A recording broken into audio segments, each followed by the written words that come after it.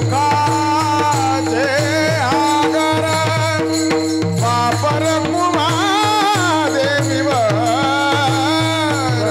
सुखाचे आगर वापर कुमा देवीवर सर्व सुखाचे आगर वापर कुमा देवीवर तो हा विठ्ठल बरवा बरवा तो हा माधव बरवा सर्व सुखाचे आगर वापर कुमा देवीवर हा विठ्ठल बरवा बरवा तो हा माधव बरवा हरी जय जय राम कृष्ण हरे जय राम हरी जय जय राम कृष्ण हरी जय जय राम राम जय जय राम कृष्ण हरी जय जय राम हरी जय जय राम कृष्ण जय जय राम हरी जय जय राम कृष्ण हरी जय जय राम कृष्ण हरी राम कृष्ण हरी जय जय राम कृष्ण हरी जय जय राम जय राम कृष्ण हरी जय जय राम जय जय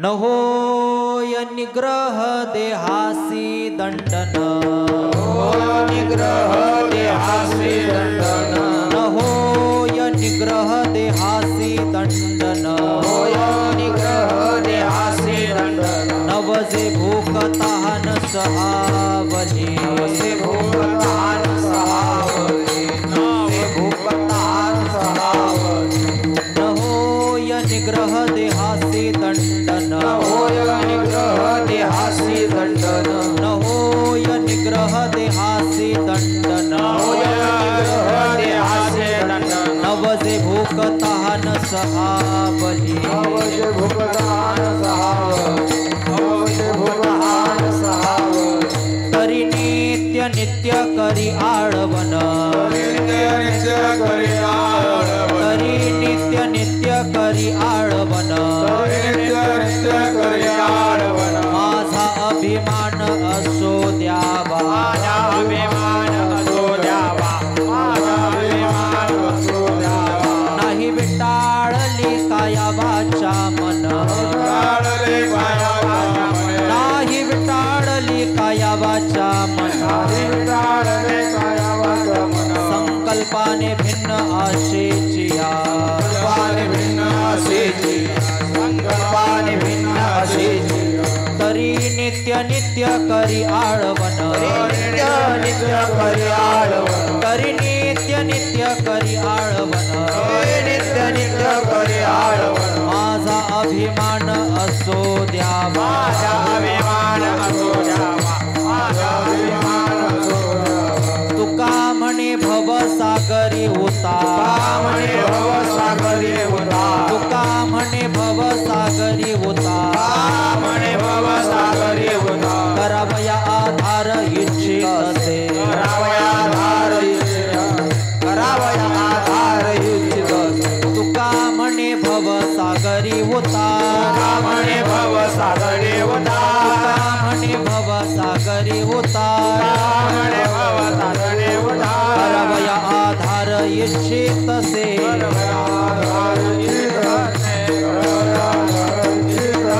तरी नित्य नित्य करी आळवण नित्य नित्य करी आळवण नित्य नित्य करी आळवण नित्य नित्य करी आळवण माझा अभिमान असो द्यावा माझा अभिमान असो द्यावा माझा अभिमान असो द्यावा विठोबार कुमाई विठोबार कुमाई विठोबार कुमाई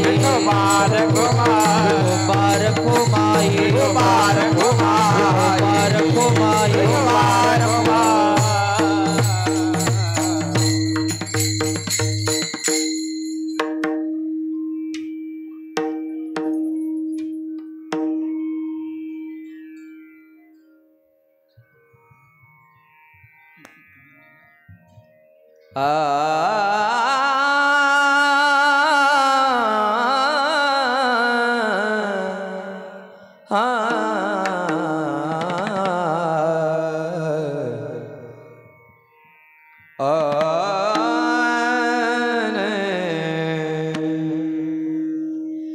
होय निग्रह देहासी दंडन न होय निग्रह देहासी दंडन न होय निग्रह देहासी दंडन न होय निग्रह देहासी दंडन होय निग्रह देहासी दंडन न होय निग्रह देहासी दंडन न होय निग्रह देहासी दंडन न होय निग्रह देहासी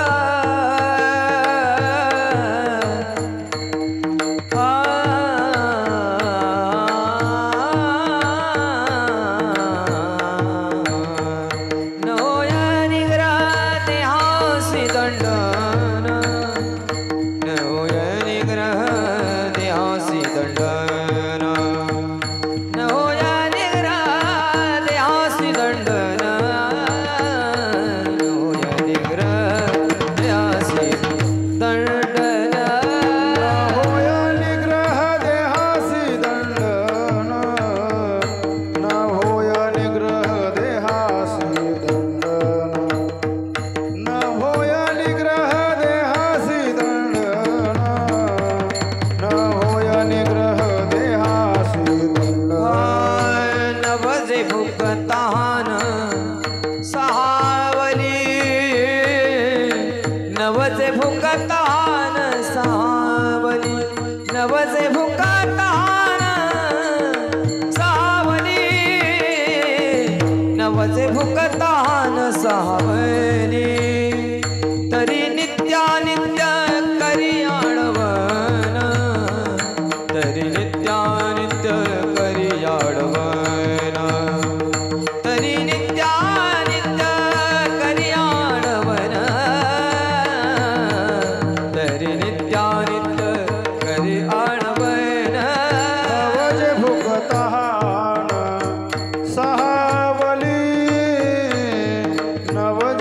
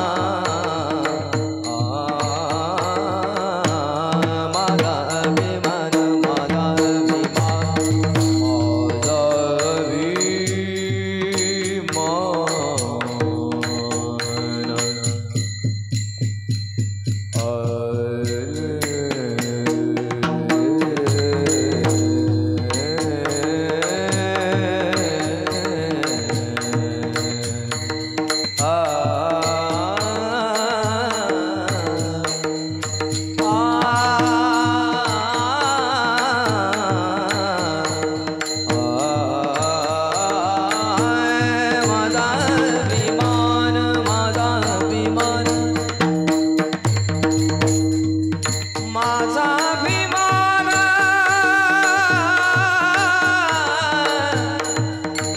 माझा अभिमान विन सुदामा माझा अभिमान माझा अभिमान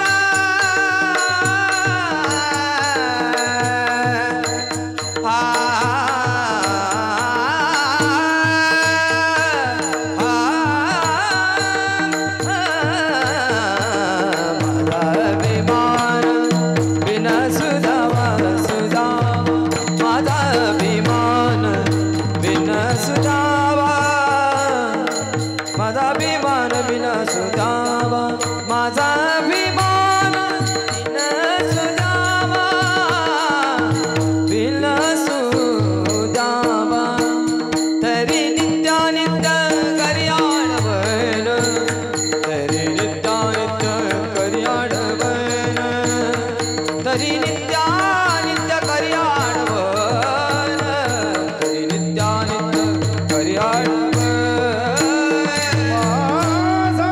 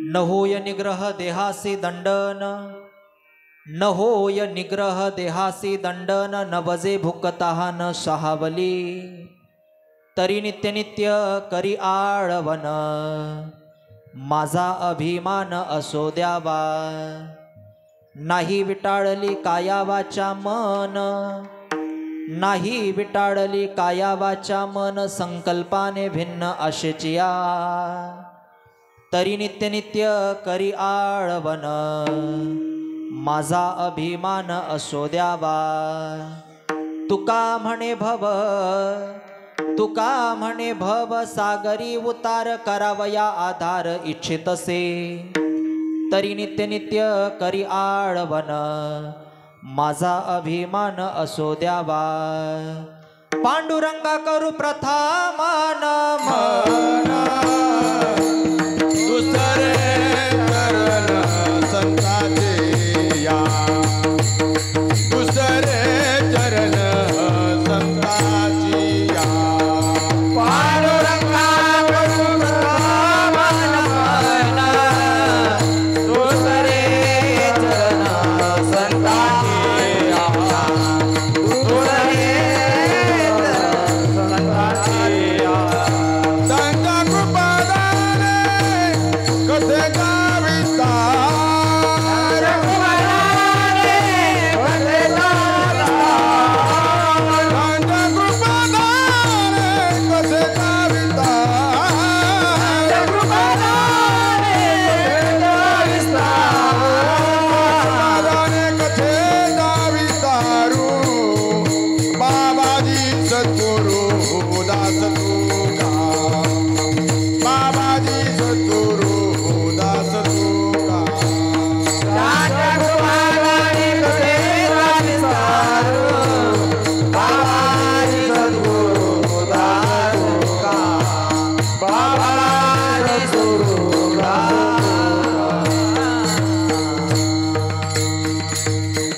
पांडुरंगा करू प्रथम नमन, दुसरे चरण संतांची या, त्यांच्या कृपादाने कथेचा विस्तारू, बाबाजी सद्गुरु दास तुका, अलंकापुरी रम्य सिंहासनस्थं पदांभोज तेजस्फुरदिक् प्रदेशम, विधींद्रादिदेवै सदा स्तूयमानं, समाधिस्थ मूर्तिं भजे ज्ञानदेवं, जयांची केली या स्मरण, होय सकल विद्येचे अधिकरण, तेची वंदू श्री चरण श्री गुरूंचे, ते नमस्कारोनी आता विठ्ठल विठ्ठल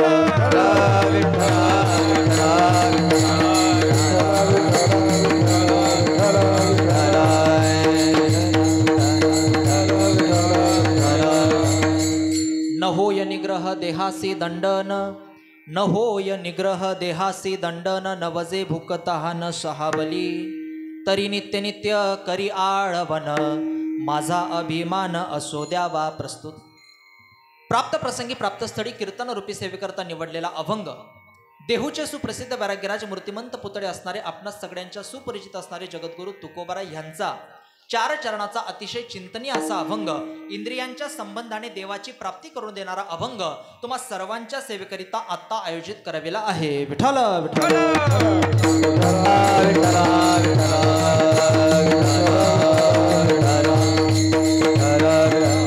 अभंग पंचमवेद निर्माते तुकोपनिषदकार सुकडीवासी वैराग्यराज रसिकत्व प्राप्त मुक्त कैवल्य तेजोनिधी भगवान श्री जगद्गुरु तुकोबारायांचा असून, अभंगातील प्रास्ताविकता प्रतिपादित करण्या अगोदर तत्पूर्वी थोडासा परिहार देणं इष्ट अनिवार्य तथापि गरजेचं सुद्धा आहे. सज्जन हो, किमनिमित्ताने तुम्ही आपण सर्वजण आज आता या स्वयंभू भगवान महादेवाच्या प्रांगणामध्ये, या मंदिरामध्ये एकत्रित विराजमान आलेले आहात, जमलेले आहात. कारणीय परंपरा आपणास सर्वांना ज्ञातव्य आहेच, पण एक वक्त्याचं आदान प्रदान कर्तव्य, त्या नात्याने ते सांगणं माझं आद्य कर्तव्य आहे. खरं म्हणजे सालाबादाप्रमाणे चालू असलेला आपल्या गावातील अखंड हरिनाम संकीर्तन सप्ताह वर्ष 41वे, आणि या सप्ताहाच्या आजची ही 5व्या दिवसाची कीर्तन रूपी सेवा माझ्या वाटेला आली, आणि ज्यांच्या समन्वयातून समर्पणातून इथं कीर्तन करण्याचं परमभाग्य सुवर्ण संधी प्राप्त झाली, ते म्हणजे आपल्या सप्ताहाचे मार्गदर्शक असणारे, आपल्या सगळ्यांना सुषणात असणारे, आमचे परमार्थच नाही मला परमार्थामध्ये पूर्वपरिचित असणारे, आमचे पितृतुल्य असणारे, पूज्यस्थानी असणारे आमचे मुरलीजी बाबा तुराटखेडेकर असतील, पूज्य बाबांच्या समन्वयातून समर्पणातून, गावातील आपल्या तुषारदादांच्या समन्वयातून समर्पणातून, आमचे परमार्थस्नेही माझे परममित्र प्रशांतजी महाराज झुरकेडेकर यांच्या समन्वयातून समर्पणातून, तुम्हा सर्वांचा आत्ताचा यदाक्षणाचा हा मला सुवर्ण योग. विठ्ठल विठ्ठल विठ्ठल विठ्ठल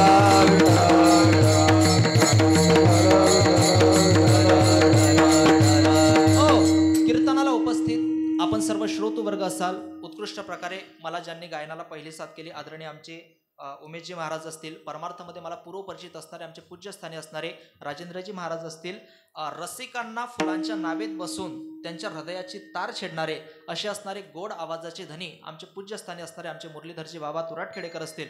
पूज्य बाबांचे चरणावर साष्टांग दंडवत प्रणिपात करतो. आमच्यासोबत आलेले आमचे राम महाराजांचे पिताश्री आप्पा विणेकरी तेही कीर्तनात उपस्थित आहेत. समस्त गावातील टाळकरी भजनी मंडळी असतील, बालगोपाल भजनी मंडळी असतील, उत्कृष्ट प्रकारे गायनाला साथ करणारे माझे परमार्थच नाही मला परमार्थामध्ये पूर्वपरिचित असणारे आपल्याच गावातील वैभव राहुलजी महाराज असतील, समस्त मित्रपरिवार असेल, उत्कृष्ट प्रकारे ज्यांच्यासोबत आम्ही शिकलो पंढरपूरमध्ये, सोबत आम्ही चातुर्मास काढला, आदरणीय आपल्याच गावातील वैभव हरिभक्तपरायण प्रशांतजी महाराज असतील, समस्त बालगोपाल मंडळी असतील, उत्कृष्ट प्रकारे मृदंगाला साथ करणारे आमचे जनार्दनजी बाबा असतील, शिवशक्ती साऊंड आमचे रतनदादा असतील, सगळ्यांच्या चरणावर पुनश्च एकदा नतमस्तक होतो आणि माझ्या सेवेला प्रारंभ करतो. विठ्ठल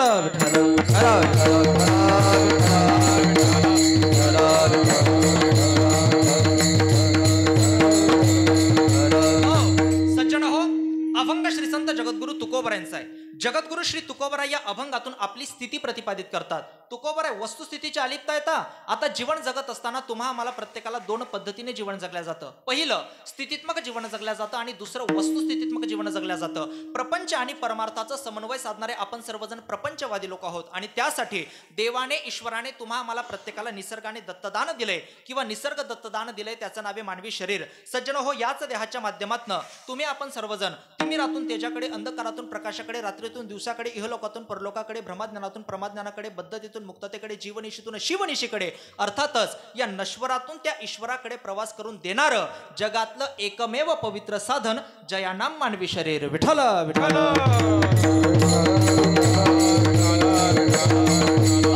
आता या शरीराच्या संबंधाने, या शरीराच्या जोरावर माझ्या माहितीनुसार 3 प्रकारचे प्रवाह या भूतलावावर, या पृथ्वी तलावावर वाहतात. एकाला जीवात्मा बोलतात, दुसऱ्याला महात्मा बोलतात आणि तिसऱ्याला परमात्मा बोलतात. मग जीवात्मा या दृष्टिकोनातनं तुमचा माझा प्रत्येकाचा विचार करायचा जर का ठरवला तर एक आदर्श प्रपंच आहे आणि दुसरा आदर्श परमार्थ आहे. ऐका, ज्याला आदर्श प्रपंच करायचा असेल ना महाराज, ज्याला आदर्श प्रपंच, आदर्श संसार करायचा असेल त्याची घरची परिस्थिती चांगली असावी. ज्याला आदर्श प्रपंच, आदर्श संसार करायचा असेल त्याची घरची परिस्थिती चांगली असावी. आणि सज्जन हो, ज्याला आदर्श परमार्थ करायचा असेल ना त्याची मनस्थिती चांगली असावी. कारण प्रपंचात ज्याची किंमत आहे तिचं नावे व्यवस्था. संसारात व्यवस्था महत्वाची असते आणि परमार्थात ज्याची किंमत आहे तिचं नावे अवस्था. हे बघा, जावई सुद्धा सासऱ्याकडे गेल्यानंतर 20,000च्या क्वार्टर बसतो.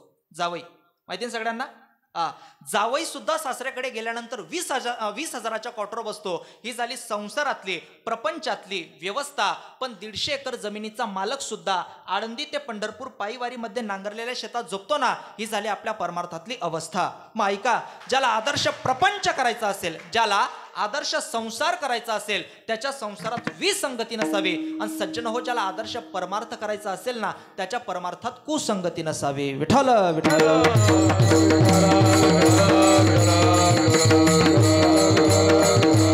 काय होतं, प्रपंचात जर विसंगती असेल, संसारात जर का विसंगती असेल तर दोघा नवरा बायकोंचा समन्वय जुळत नाही, स्पर्धा तयार होते. आणि बघा, आपल्याकरता स्पर्धा महत्वाची नाही, आपल्याकरता समर्पण महत्वाचं आहे. आता साधारणतः आपण सर्वजण भारतामध्ये राहणारे लोक आहोत. भारत हा एक पवित्र देश आहे, हे तुम्हाला सर्वांना ज्ञातव्य आहेच.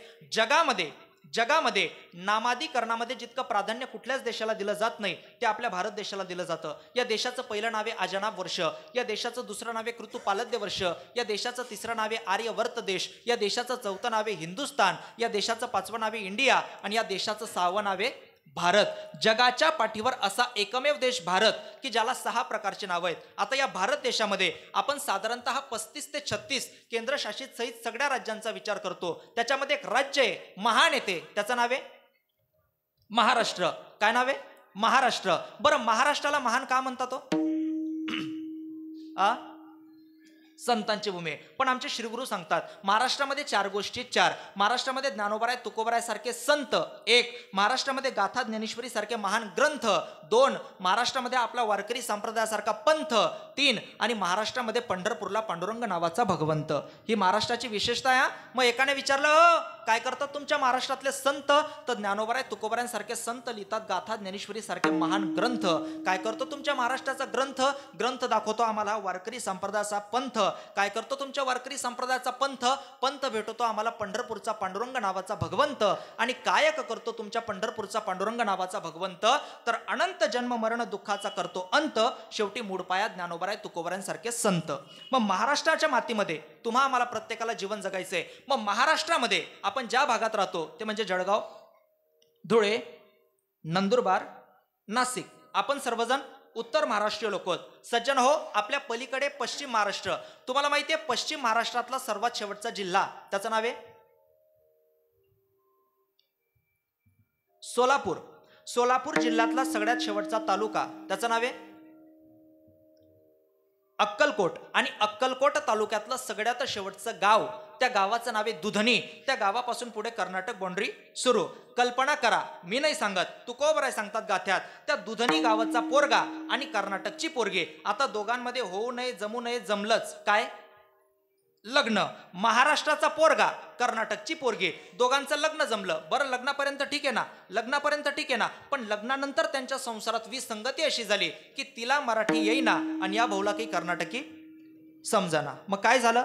काय झालं? तुकोबराय सांगतात, कानडीने केला मराठा भ्रतार, एकाचे उत्तर एका नये, तिने पाचारिले इलबा म्हणून, येरू पडे आन झाली आता, तैसे मज नको करू कमडापती, देई या संगती सज्जनांची. माझ्या जीवनात अशी विसंगती घडता का म्हणे. ऐका, श्रुतीचं असं एक वचन आहे, दुस्संग सर्वथैव तेजहा.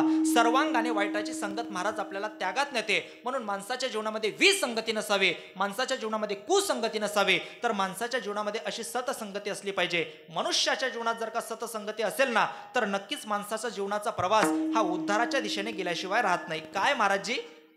एक राजा होता, त्याच्याकडे 2 पोपट होते आणि दोघं पोपट नवीन होते. आणि नवीन पोपट असल्यामुळे राजाला असं वाटलं, जर का या दोघं पोपटांना एखाद्या चांगल्या ठिकाणी जर का आपण शिकण्यासाठी पाठवलं तर यांच्यावर चांगल्यापैकी संस्कार होतील, हे समाजामध्ये चांगल्यापैकी बोलू लागतील, हे समाजामध्ये चांगल्यापैकी वावरू लागतील, असं महाराज राजाला वाटलं. राजाने 2 पोपट घेतले. आणि 2 पोपट कसे होते?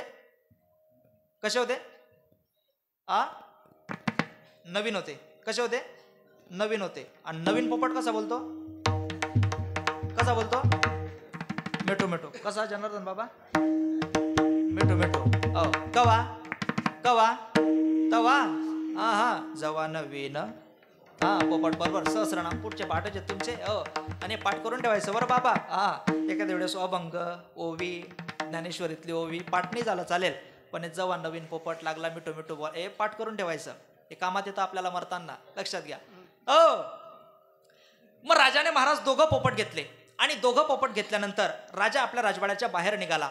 बाहेर निघाल्यानंतर राजाने एका पोपटाला कसायाच्या घरी ठेवलं, दुसऱ्या पोपटाला ब्राह्मणाच्या घरी ठेवलं. कसायाच्या घरी ब्राह्मणाच्या घरी पोपट ठेवून झाल्यानंतर राजा आपल्या राजवाड्यामध्ये परत आला. बराचसा काल गेला. 6 महिने, 7 महिने, 8 महिने होण्यात आले. राजाला असं वाटलं की आपले पोपट आता चांगल्यापैकी बोलत असतील, त्यांच्यावर चांगल्यापैकी संस्कार झाले असतील, त्या समाजामध्ये चांगल्यापैकी वावरू शकत असतील, असं महाराज राजाला वाटलं. राजाला वाटलं की आता आपण त्या पोपटांना आपल्या राजवाड्यामध्ये परत आणलं पाहिजे. म्हणून राजा राजवाड्याच्या बाहेर निघाला. बाहेर निघाल्यानंतर राजा पहिल्यांदा तिथं गेला. कुठं गेला? राजा पहिल्यांदा कसायाच्या घरी गेला. कसायाच्या घरी गेल्यानंतर त्या कसायाच्या घरच्या पोपटाने त्या राजाला पाहिल्याबरोबर तो पोपट बोलायला लागला, या कितीचं पाहिजे, कशाचं पाहिजे, किती किलो देऊ, कशाचं देऊ, असं बोलायला लागला महाराज तो पोपट. राजाला राग आला. सोबत घेतला त्या पोपटाला. राजा ब्राह्मणाच्या घरी गेला. ब्राह्मणाच्या घरच्या पोपटाने त्या राजाला पाहिल्याबरोबर तो पोपट बोलायला लागला, इदम आसनम अलंकृताम भवताम, या बसा, हे आसन तुमच्या करताच आहे, या आसनावर बसून हे आसन तुमच्या बसण्याने अजून अलंकृत करा. अशा पद्धतीने चहा घेणार, दूध घेणार, कॉफी घेणार, शरबत घेणार. आपल्या घरी पाहुणे आले. राजाला आनंद वाटला. राजाने 2 पोपट सोबत घेतले. गेला जंगलामध्ये एका ठिकाणी. अभद्र बोलणारा जो पोपट आहे, वाईट बोलणारा जो पोपट आहे, त्याला मारूनच टाकायचं, त्याला कापूनच टाकायचं, असं राजाने ठरवलं. राजाने सुरी काढली. वाईट बोलणारा पोपटाच्या मानेवर पकडली. कापणार कापणार. तेवढा चांगलं बोलणारा पोपट अजून चांगलं बोलायला लागला, राजेसाहेब त्याला मारू नका, राजे त्याला मारू नका. राजे म्हटले, मारणार, वाईट बोलतो, घाण बोलतो, चुकीचं बोलतो हे शिकवण्यासाठी मी त्याला इथं पाठवलं होतं का? मी त्याला मारणार तेवढा चांगलं बोलणारा पोपट अजून चांगलं बोलायला लागला. राजेसाहेब, मी चांगलं बोलतो हा गुण माझा नाही, तो वाईट बोलतो हा दोष त्याचा नाही. तुम्ही त्याला वाईट घरी कसायाच्या घरी ठेवलं म्हणून त्याच्यावर वाईट संस्कार झाले. तुम्ही मला चांगल्या ब्राह्मणाच्या घरी ठेवलं म्हणून माझ्यावर चांगले संस्कार झाले. जर का तुम्ही त्याही पोपटाला कसायाच्या घरी न ठेवता माझ्यासोबत जर का आज ब्राह्मणाच्या घरी ठेवलं असतं तर आज असे अपशब्द त्याच्या तोंडातून बाहेर पडले नसते. कारण हा सर्व संगतीचा परिणाम आहे. गवाशनानाम सश्लोदी वाक्यम अहम हि राज्यम वचनम मुनीनाम नतश्य दोषो नचमत गुणोवा संसर्ग दोषा गुणान भवंती. म्हणून जशी जशी माणसाची संगत असते ना तसे तसे माणसाचे विचार होत असतात. म्हणून संगती कधीही चांगल्याचीच करा. एका रत्न करण्याचा एक श्लोक उपस्थित केलाय. तो असं सांगतो, सतसंगेन परम प्राप्य दुस्तरम तरतेची रात तस्मादती प्रयत्नेन सतसंगम सततम कुरु. विठ्ठल विठ्ठल.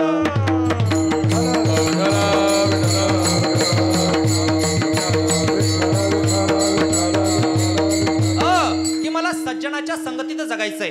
संत महात्मे तुम्हा मला प्रत्येकाला सतसंगती प्रदान करणारे असतात. म्हणून त्या सतसंगतीतून आपण अखंड ईश्वरापर्यंत पोहोचण्याचा प्रयत्न करावा. सज्जन हो, देवाने तुमच्या माझ्यावर प्रत्येकावर 3 प्रकारचे उपकार केले. देवाने आपल्यावर पहिला उपकार केला की त्याने आपल्याला हे मानवी शरीर दिलं. देवाने आपल्यावर दुसरा उपकार केला की त्याने देवाला जाणून घेऊ शकतील असे प्रबल ज्ञानात्मक इंद्रिय दिले. देवाने शरीर दिलं, देवाने इंद्रिय दिली, यात नवल नाही. तर या शरीराचं आणि या इंद्रियांचं महत्व ज्याच्यामुळे वाढलं ते आत्मसाक्षात्कारी चैतन्य शरीरामध्ये चलनवलनेच्या माध्यमातून दिलं. म्हणून आपलं प्रत्येकाचं जीवन आहे. लक्षात घ्या, देवाने आपल्याला शरीर दिलं कशासाठी?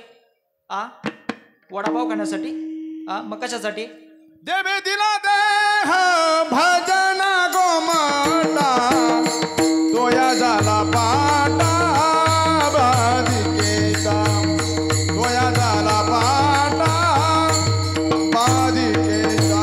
देवे दिला देह भजन गोमाता तोया झाला पाटा बाधिकेचा. तोया झाला पाटा बाधिकेचा.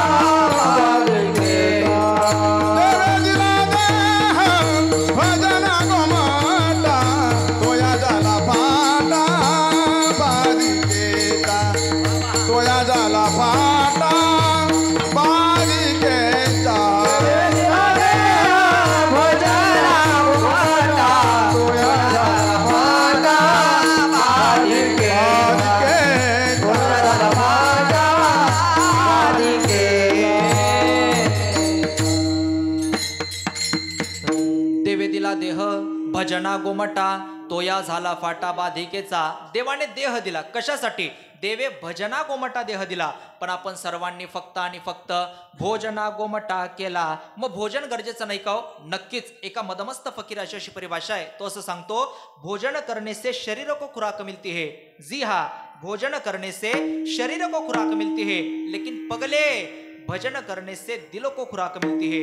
भोजनाने शरीर मजबूत होतं, भजनाने मन मजबूत होतं. शरीर स्थूल देह पवित्र करण्याकरता, शरीर मजबूत करण्याकरता भोजन गरजेचं आहे. पण आपला सूक्ष्म देह पवित्र करण्याकरता भजनच गरजेचं आहे. विठ्ठल विठ्ठल विठ्ठल विठ्ठल मानवी सांगणा, मानवी जीवन विशेषत्वाने कुणालाच दिल्याने त्या संध्या देवाने तुम्हा मला प्रत्येकाला दिल्या.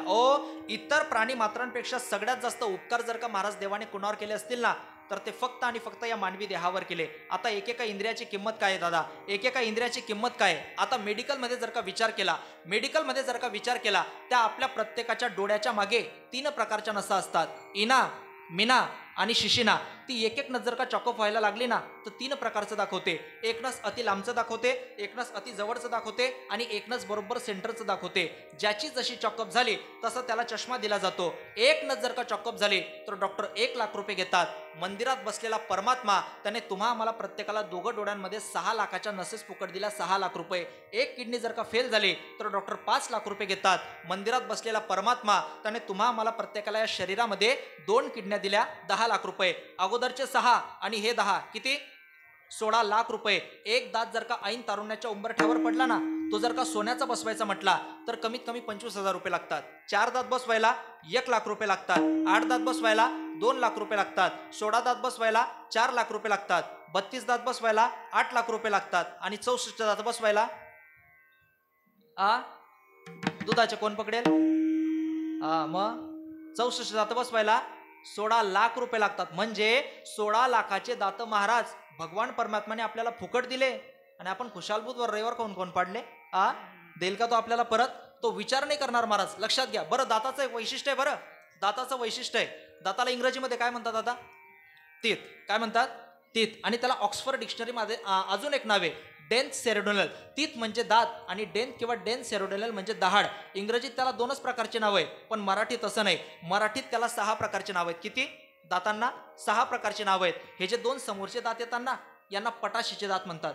त्याच्यानंतर जे येतात त्यांना उपपटाशीचे दात म्हणतात. त्याच्यानंतर जे येतात त्यांना दात म्हणतात किंवा सुया दात म्हणतात. त्याच्यानंतर जे येते तिला उपदहाड म्हणतात. त्याच्यानंतर जे येते तिला दहाड म्हणतात. आणि सगळ्यांना माहिती आहे, लग्न झाल्यावर येते तिला शाबास काय म्हणतात?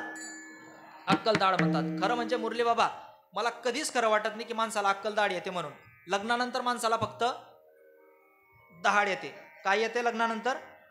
दहाड येते. मग अक्कल यांच्याकडून येते. म्हणजे यांची अक्कल आणि आपली दाढ अंदाज काढायचा की आपल्याला अक्कलदाढ आली. लक्षात घ्या. मग 16 लाखाचे दात भगवान परमात्म्याने आपल्याला फुकट दिले. मग हे सोडा आणि अगोदरचे ते सोडा. सोडून 32 लाखाचे त्याने आपल्याला 3च इंद्रिय दिले. हे बाकीची इंद्रिय सोडून द्या. आणि सध्या महाराज श्रीमंत लोकांवर एक आजार मनापासून प्रेम करतोय. त्या आजाराचं नाव आहे बायपास. मग बायपास म्हणजे काय हो? तर एखादी चॉकअप झालेली नस ती प्रत्यारोपण करण्याची प्रक्रिया. कमीत कमी 1.5 लाख, जास्तीत जास्त 2 लाख, मिनिमम मॅक्झिमम 1.5-2 लाख. एक नस जर का चॉकअप झाली तर डॉक्टर 2 लाख रुपये घेतात. मंदिरात बसलेला परमात्मा त्याने मला प्रत्येकाला या शरीरामध्ये 72,000 नसा दिल्या. 72,000 गुणीला 2 लाख एवढी इक्वल जेवढी रक्कम होते ना, एवढं कोटी रुपयाचं शरीर भगवान परमात्माने आपल्याला फुकट दिलं. त्याच्या बदल्यात आपण त्याचं काय चिंतन केलं? घरी जाताना एवढा विचार नक्की कराच. बरं, तुम्ही चिंतन करणार नाही अशातला भाग नाही. तुम्हाला प्रत्येकाला त्या देवाचं चिंतन करावंच लागणार आहे. कारण एका मदमस्त फकीर अशी परिभाषा आहे, तो असं सांगतो, प्यास लगती है तो आदमी को पनघट की याद आती है, अरे लाज लगती है तो औरत को घूंघट की याद आती है, बड़ी रंगीन होती है जिंदगी, निशान के सब ठुकरा देते हैं, बुढ़ापा करीब आता है, मौत आदमी को बुलाती है तो उस पगले को भगवान की याद आती है. यही तो जिंदगी का सोच होता है. मग काय करा? मानवी जीवनात ईश्वरी चैतन्यापर्यंत आपल्याला प्रत्येकाने पोहोचण्याचा प्रयत्न करा. त्या देवाला जाणून घेऊ शकतील असे प्रबल ज्ञानात्मक इंद्रिय दिले. सगळ्यांना माहिती आहे. दिले इंद्रिय हात पाय कान, दिले इंद्रिय हात पाय कान, डोळे मुख बोलाया वचन, डोळे मुख बोलाया वचन, तेरे तू डोळसी नारायण, तेरे तू डोळसी नारायण, नासे जीवपण भवरोग, दिले इंद्रिये हात पाय कान, दिले इंद्रिये हात पाय कान, इंद्रिये हात पाय कान,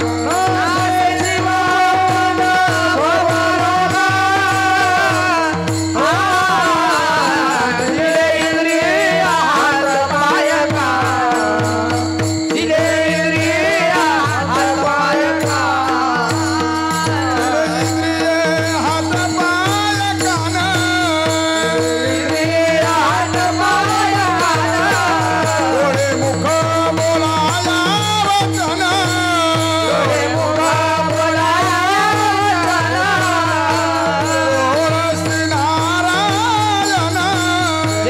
डोळसी नारायण, नासे जीवपण भवरोग,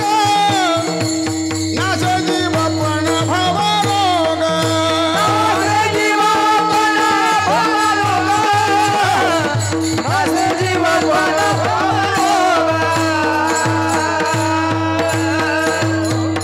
दिले इंद्रिय हात पाय कान, डोळे मुख बोलाया वचन, जेणे तू जोडसी नारायण, नासी जीवपणा भवरोग. देवाने इंद्रिय दिली कशासाठी? जेणे तू नारायण जोडसी, तेने कारणे देवे इंद्रिय दिली. काय केलं पाहिजे? जीवपणा नासे, भवरोग नासे. हा संसाराचा भवरोग नाश पावावा आणि जीवाचा जीवपणा जाऊन तुला देवपणा यावा, याच्याकरता देवाने इंद्रिय दिले. आता त्या इंद्रियामध्ये चलनवलनेच्या माध्यमातून जेणे हा जीव दिला दान, तयाचे करीन चिंतन, ते जगद जीवन नारायण गायीन गुण तयाचे. भगवान परमात्म्याने आपल्याला जीव दिला, भगवान परमात्म्याने आपल्याला इंद्रिय दिले आणि भगवान परमात्म्याने महाराज आपल्याला काय दिलं तर त्या भगवान परमात्म्याने तुम्हा मला प्रत्येकाला हे लाख मोलाचं शरीर दिलं. या शरीरातनं आपण अखंड त्या भगवान परमात्म्याचं नामस्मरण केलं पाहिजे. आपण आपल्या एकेका इंद्रियाला देवाचं वडण लावलं पाहिजे, एकेका इंद्रियाला देवाचं आपण चिंतन शिकवलं पाहिजे. बाह्य इंद्रियांसारखा अंतर इंद्रिय नसतो, आपण आपल्या वाणीला शिकवलं पाहिजे. घेई घेई माझे वाचे गोड नाम विठोबाचे, माझे वाचे विठोबाचे गोड नाम घेई ऐक ना वाचा. अखंड देवाचं चिंतन कर. ही बाकीची बडबड कशाला करते? अनंत वाचाड बरडती बरड त्या कैसेनी गोपाळ किंवा दयाळ पावे हरी. काय उपयोगे? पवित्रता तेव्हा आहे जेव्हा अखंड या मुखार विंदातून त्या ईश्वराचं चिंतन आहे. पवित्र तो देह वाणी पुण्यवंत जो वदे अच्युत सर्व काळ. मुखी अमृताची वाणी देह देवाचे कारणी. वाणीला अखंड राहू दे. ही बारकी बारकी पोरं असतात ना महाराज, लहान लहान पोरं, यांना बोलायला किती दिवस लागतात हो? बोलायला किती दिवस लागतात? 3 वर्ष. 3 वर्षात तर महाराज पोरगा एकदम चांगलं बोलतो. 3 वर्षात पोरगा एकदम चांगलं बोलतो. बोलणं शिकायला 3 वर्ष लागतात, बोलणं शिकायला 3 वर्ष लागतात. पण कुणाशी कसं बोलायचं असतं याला 70 वर्ष कमी पडतात. कारण शब्द आणि शस्त्र दोघांची धार जवळपास सारखीच असते. शब्द आणि शस्त्र दोघांची धार जवळपास सारखीच असते. शस्त्राने मान कापल्या जाते, शब्दाने मन कापल्या जाते. मान कापलेला माणूस एकदाच मरतो, पण मन कापलेला माणूस प्रत्येक क्षणाला मरतो. ठरवा आपण शब्द कसे वापरायचे. आपण ठरवायचे असतात की आपल्या तोंडातून येणारे शब्द कसे असावेत. म्हणून वाणीचं पुण्यत्व. अखंड देवाचं चिंतन कर. देवाच्या व्यतिरिक्त दुसरा विचार करूच नको. पवित्र तो देह वाणी पुण्यवंत जो वदे अच्युत सर्व काळ.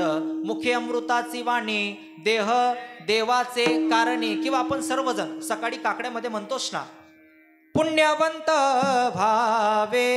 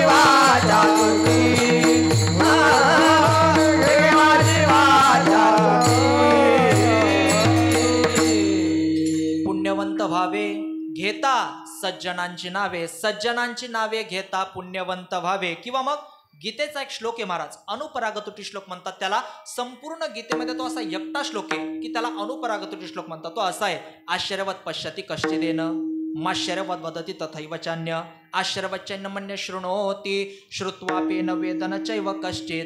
आश्चर्यवद वदति.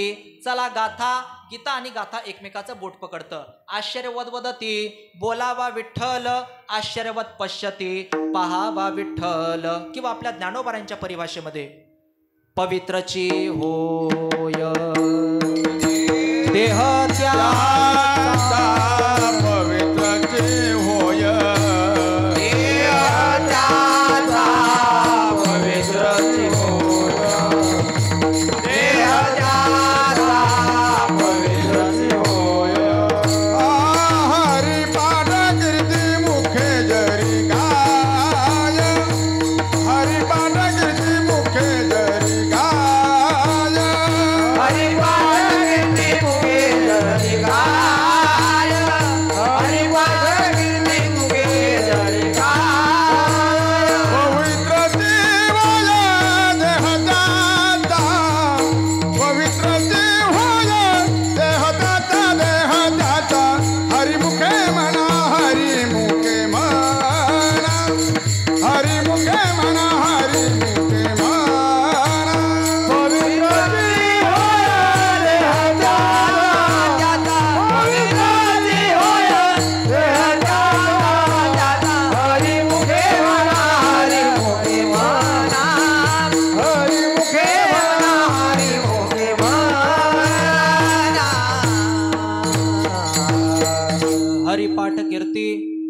जरी गाय पवित्रची होय देह त्याचा, जरी मुखे हरिपाठ गाय तरी त्याचा देह पवित्र होय. आणि मग हरिपाठ झाल्यावर तंबाखूला चुनालाय त्यांचा देह कस काय पवित्र होय.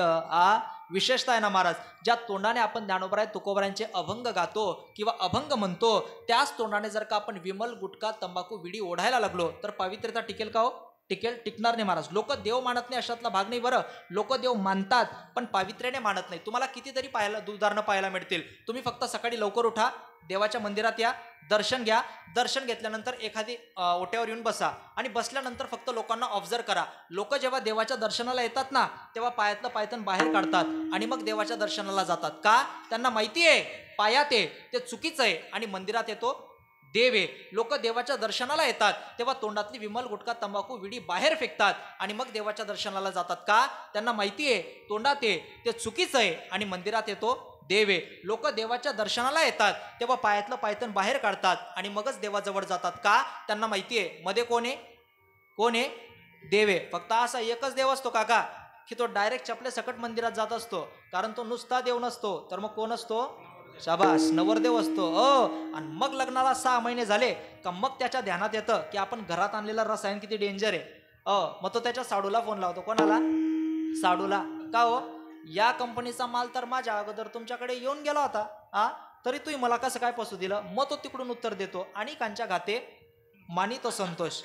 म्हणजे आप डुबे तू डुबे यजमान को लेकर डुबे. म्हणून माझी अशी व्याख्या आहे महाराज की साडू म्हणजे काय, तर एकाच कंपनीने फसवलेले 2 गिऱ्हाईक. मग ते MA असो, BA असो का DED असो, त्याला नाईलाज आहे. लक्षात घ्या. लोक जेव्हा देवाच्या दर्शनाला येतात ना तेव्हा पायातलं पायतन बाहेर काढतात, तोंडातली विमल गुटखात विडी बाहेर फेकतात आणि मगच देवाच्या दर्शनाला जातात. माझी दुसरी भूमिका, लोकांनी देवाचं दर्शन घेतलं की पटकन मंदिराच्या बाहेर येतात, पायातलं पायतन पायात घेतात आणि विमल गुटखा तंबाखू खाऊन सर्व ठिकाणी थुंकण्याचा पराक्रम करतात. याच्याहून मान्य करावं लागेल तुम्हाला की लोक फक्त देवाला 4 भिंतीमध्येच मानतात, बाहेर देवे हा अजून त्यांचा विश्वास नाही. जर असता तर विमल गुटखा तंबाखू खाऊन त्यांनी सर्व ठिकाणी थुंकण्याचा पराक्रम केला नसता. आता बरीचशी लोक देव मानत नाही महाराज. अजूनही बरीचशी लोक आपल्याकडे देव मानत नाही. अजूनही आपल्याकडे बरीचशी लोक म्हणतात what's mean God, what's mean a kirtan, kirtan is a joke, kirtan is a 2 hours full timepass. Joke कुठून येतात? In WhatsApp. त्याला काही फार मोठी ताकद लागत नाही महाराज. देव म्हणजे काय? देव म्हणजे काय? आता तुम्ही इथं कीर्तनात बसलेले आहात, कीर्तन संपल्यानंतर घरी जाणार, घरी गेल्यानंतर मस्तपैकी झोपणार. झोपण्याच्या अगोदर तुम्ही मोबाईलमध्ये बेल लावणार की आपल्याला सकाळी 6ला उठायचंय. ऐकता? तुम्ही 6ला उठले आणि 5ला उठले, काय करून घेणार तुम्ही? तुम्ही इथून गेल्यानंतर रात्री झोपणार, झोपण्याच्या अगोदर तुम्ही मोबाईलमध्ये बेल लावणार की आपल्याला सकाळी 6ला उठायचंय. तुम्ही 6ला उठले आणि 5ला उठले, काय करून घेणार तुम्ही? मी अजून बोलू, तुम्हाला समजलं नसेल तर. तुम्ही इथून गेल्यानंतर रात्री झोपणार, झोपण्याच्या अगोदर तुम्ही मोबाईलमध्ये बेल लावणार की आपल्याला सकाळी 6ला उठायचंय, पण तुम्ही 6ला उठले नाही आणि 5ला डायरेक्ट उठले. म्हणजे मग वर गेल्यावर तुम्ही देवाला अक्कल शिकवणार का? हर देवा, अरे तुझा यमदूत रात्री झोपताना आम्ही 6ची बेल लावली, आम्हाला झोपेमध्येच 5 वाजता घेऊन आला, याने आमचा विश्वासघात केला, याने धोका केला, याला शिक्षा द्या. चालेल लॉजिकली कोटेशन तिथं चालणार नाही. जर रात्री झोपताना आपण 6ची बेल लावली ना आपण 5 वाजता मेलो ना तर आपण देवाचं काहीच बिघडून घेऊ शकत नाही. पण तरी रात्री झोपल्यानंतर सकाळी डोळं उघडवण्याची ताकद की शक्ती ज्याची आहे ना त्या शक्तीचं नाव देवे, त्याचं अस्तित्व आहे, म्हणून आपण सर्वजण जीवन जगतोय. मी अजून बोलू. आपल्याकडे ताई असे नमुने आहेत, ते रात्री बेडवर झोपतात आणि सकाळी स्टाईलवर सापडतात, म्हणजे त्यांची स्टाईलच वेगळी आहे. आपल्याकडे असे नमुने आहेत, ते रात्री बेडवर झोपतात, सकाळी स्टाईलवर सापडतात. पण कोट्यावधी झाडांवर अब्जावधी पक्षी आहेत, कोट्यावधी झाडांवर अब्जावधी पक्षी दररोज रात्री झोपतात, पण एकाही पक्षाला रात्री झोपेत खाली पडू देत नाही. ही शक्ती ज्याची आहे ना त्या शक्तीचं नाव देवे, त्याचं अस्तित्व आहे, म्हणून तुम्ही आपण सर्वजण जीवन जगतोय. म्हणून करत चला त्या देवाचं चिंतन, मानत चला त्या देवाला. पण बरीचशी लोक अजूनही आपल्याकडे देव मानायला तयार होत नाही. एक म्हातारे आजोबा, ते जन्मता आंधळे होते, त्यांना 2 डोळ्यांनी दिसत नव्हतं. त्यांनी त्यांच्या नातवाचं बोट पकडलं, नातवाचं बोट पकडत ते मंदिरात आले. मंदिरात त्यांनी देवाचं दर्शन घेतलं, देवाला प्रदक्षिणा केली आणि नातवाचं बोट पकडत मंदिराच्या बाहेर एका ओट्यावर येऊन ते बसले. बसल्यानंतर तिकडनं दुसरा आगाऊ पोरगा आला. त्याने सांगितलं का आजोबा? म्हणे काय? म्हणे कुठं गेलते? म्हणे मंदिरात. म्हणे कशासाठी? म्हणे देवाच्या दर्शनाला. म्हणे मग दिसला देव? म्हणे नाही. आता ते जन्मता आंधळे होते. म्हणे दिसला देव? म्हणे नाही. म्हणे मग तुम्हाला देवच दिसला नाही तर तुमच्या मंदिरात जाऊन फायदा काय? आजोबा देव दिसलाच नाही तर तुमचा मंदिरात जाऊन फायदा काय? तेव्हा त्या आजोबांनी दिलेलं उत्तर आहे, बाळा मला देव दिसावा याच्याकरता मी मंदिरात जात नाही. काय? मला देव दिसावा याच्याकरता मी मंदिरात जात नाही. अरे मी त्या देवाला दिसावा याच्याकरता मंदिरात जातोय. लक्षात घ्या, आपल्याला देव दिसला पाहिजे याच्याकरता मंदिरात कदापि जाऊ नका. आपण त्या देवाला दिसलो पाहिजे याच्याकरता मंदिरात जा. जर का आपण त्या देवाला दिसलो नाही तर इथून पुढे या झुरखेडा नगरीमध्ये आपण कोणालाच दिसणार नाही. विठ्ठल विठ्ठल विठ्ठल विठ्ठल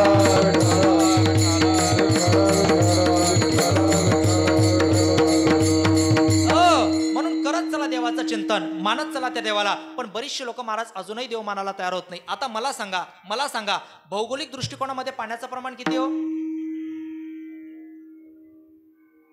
म्हणजे आपण सगळे सेम इंग्लिशला होते का? नाही ना. 71% आणि भूमीचं 29%. 5 लिटर पाण्यामध्ये जर का 1 किलो मातीचा ढेकू टाकला तर काय होईल? ते विरघडून जाईल. 5 लिटर पाण्यामध्ये जसा 1 किलो मातीचा ढेकूळ हा विरघडून जातो तसं 71% पाणी असून सुद्धा 29% पृथ्वीला ज्याने आजपर्यंत धक्का पोचू दिला नाही, हे नवल ज्याचं आहे ना त्या शक्तीचं नाव देवे. नवल केवडे केवडे नकडे कानोबाचे कोडे, पृथ्वी ज्याने तृप्त केली त्यासी यशोदा भोजन घाली. नवल केवडे केवडे नकडे कानोबाचे कोडे, त्याचं अस्तित्व आहे महाराज. म्हणून तुम्ही आपण सर्वजण जीवन जगतोय, म्हणून त्या देवाचं अस्तित्व मान्य करत चला. म्हणून महाराज हे महाराष्ट्रातले MA वाले ना त्याला गॉड म्हणतात. खरं म्हणजे इंटरनॅशनल लँग्वेजमध्ये देवाला गॉड हा शब्द नाहीच आहे, तो शॉर्टकट शब्द आहे. आपल्या परिभाषेत सांगू, ZP म्हणजे जिल्हा परिषद. हे जसं आहे ना तसं गॉड हा शब्द शॉर्टकट शब्द आहे. त्याचा फुल फॉर्म आहे generator, operator and destroyer. Generator, operator, destroyer and operating. उत्पत्ती स्थिती लयाची जो ऑपरेटिंग करतो मीन्स गॉड, तो देवे. मानत नाही ना तुम्ही देव, मानत नाही ना तुम्ही गॉड, त्या गॉडचं स्पेलिंग उलट करा, म्हातारपणी नातू तुम्हाला म्हणतील. नाही मला नाही माहिती काय होतं. पण वारकऱ्यांच्या परिभाषेत सांगू शकतो, श्वानापरी गती झाली अवघे करती हाड हाड. आता नाही तर पुढे. म्हणून करत चला त्या देवाचं चिंतन. मग त्या देवाने तुम्हा मला प्रत्येकाला इंद्रियांचं महत्व तुम्हा मला प्रत्येकाला सांगितलंय. मग काय करा? सर्व इंद्रियांना देव मांडण्याचा प्रयत्न करा. आपण तोंडाला सांगा की देवाचं चिंतन कर, तोंडाच्या माध्यमातून कानाला शिकवा, तुम्ही ऐका रे कान माझ्या विठोबाचे गुण. कानाच्या माध्यमातून डोळ्यांना शिकवा, डोळे तुम्ही घ्या रे सुख पहा विठोबाचे मुख. आपण डोळ्यांना सांगावं की बाबा भगवंताचं मुख पहा, पण आपले डोळे काय काय पाहतील भरोसाच नाही. महाराज मी ते डोळ्यांच्या संदर्भाने दृष्टांत सांगत असतो. यथा कदाचित तुम्ही तो दृष्टांत ऐकला असेल नसेल मला माहिती नाही, पण बसलेल्यांपैकी 80% लोकांनी तो दृष्टांत ऐकलाय. खूप प्रसिद्ध दृष्टांत आहे डोळ्यांच्या संदर्भाने. काय म्हणे, एक माणूस रस्त्याने जात होता. चालता चालता चालता चालता त्याला समोर भली मोठी आंबराई लागली. आंबराईमध्ये भले मोठे मोठे मोठे मोठे आंब्याचे झाडं होते. आता कुठंतरी 1-2 आंबा आलेला होता. आता तो आंबा पाहिला कुणी? पटकन आंबा पाहिला कुणी? डोळ्याने. त्या आंब्यापर्यंत घेऊन गेलं कोण? पाय. तो आंबा तोडला हाताने, खाल्ला तोंडाने, चव समजली जिभेला, द्रव गेला पोटात. आणि ज्याच्या शेतातला आंबा खाल्ला होता बा त्या शेताच्या मालकाने पाहिलं आणि मारलं. कुणाला? पाठीला. तिचा काही दोष आहे? बरं पाठ हा शब्द स्त्रीलिंगी का पुल्लिंगी हो? ती पाठ का तो पाठ? बर कोणत्या शाळेत जातो भाऊ तू? नाही तो शाळेचं नाव सांगून जायचं मला. तो पाठ. बर ती पाठ का तो पाठ? ती पाठ म्हणजे स्त्रीलिंगी. आणि सध्या महाराज महिला त्यांना सध्या किती टक्के अधिकार आहे? 50%. एसटी पकडून 50%. मग त्या पाठीने जर का ठरवलं असतं की आम्हाला मारणाऱ्याच्या विरोधात आम्हाला गुन्हा दाखल करायचा आहे, मग आपण कागदपत्रांचा पाठपुरावा करून पाठीला पाठिंबा दिला असता. नाही बाई तू संकटात आहे. मग ती पाठ म्हटली, विशाल महाराज माझं टेन्शन घेऊ नका, मी तुम्हाला ऑब्झर्वेशन शिकवते. आता ती पाठ मला ऑब्झर्वेशन म्हणे ऐका. म्हटलं बोला. म्हणे आंबा पहिला डोळ्याने घेऊन गेलं, पाय तोडला हाताने, खाल्ला तोंडाने, चव समजली जिभेला, द्रव गेला पोटात. पण मार तर तूच खाल्ला ना. पाठ म्हटली इथं थांबू नका. मार जरी मी खाल्ला त्यात काय नवल? अरे मार जरी मी खाल्ला त्यात काय नवल? अरे मार जरी मी खाल्ला तरी अश्रू कुठून आले? मग पहिलं कोणी होतं? सो जिसकी करणी उसकी भरणी, मेरा क्या है भाई. शेवटी पाहणारे डोळे होते. रडावं सुद्धा डोळ्यांनाच लागलं. ही कर्म परंपरा नसते, ही साक्षात परंपरा असते. इथं ज्याने केलं ना त्याला इथंच भोगावं लागतं. म्हणून डोळ्यांना सांगा देव पहा, कानाला सांगा देवाला ऐका, हातांना सांगा देवासाठी टाळी वाजव. तुकोबराय म्हटले मी माझ्या पायांना सांगितलं की देवापर्यंत पोहोचा, संपूर्ण शरीराला सांगितलं की देवाच्या ठिकाणी समर्पित व्हा. बाह्य इंद्रियांचा निग्रह सोपा आहे हो, पण आंतर इंद्रियांचा निग्रह होत नाही ना. माझं मन, माझी बुद्धी, माझं चित्त यांचा निग्रह मला होत नाही. इंद्रियांचाच निग्रह होत नाही, म्हणून मला माझ्या देहावर दंडन देता येत नाही. आणि एकदा का मला माझ्या देहावर दंडन देता आलं नाही तर मला क्षुधा आणि तृष्णा म्हणजे तहान आणि भूक यासारख्या विकारांवर मला विजय मिळवता येत नाही. याचं दिशा दिग्दर्शन तुकोबरा प्रतिपादित करतात अभंगाच्या प्रथम चरणात. न होय निग्रह देहाची दंडन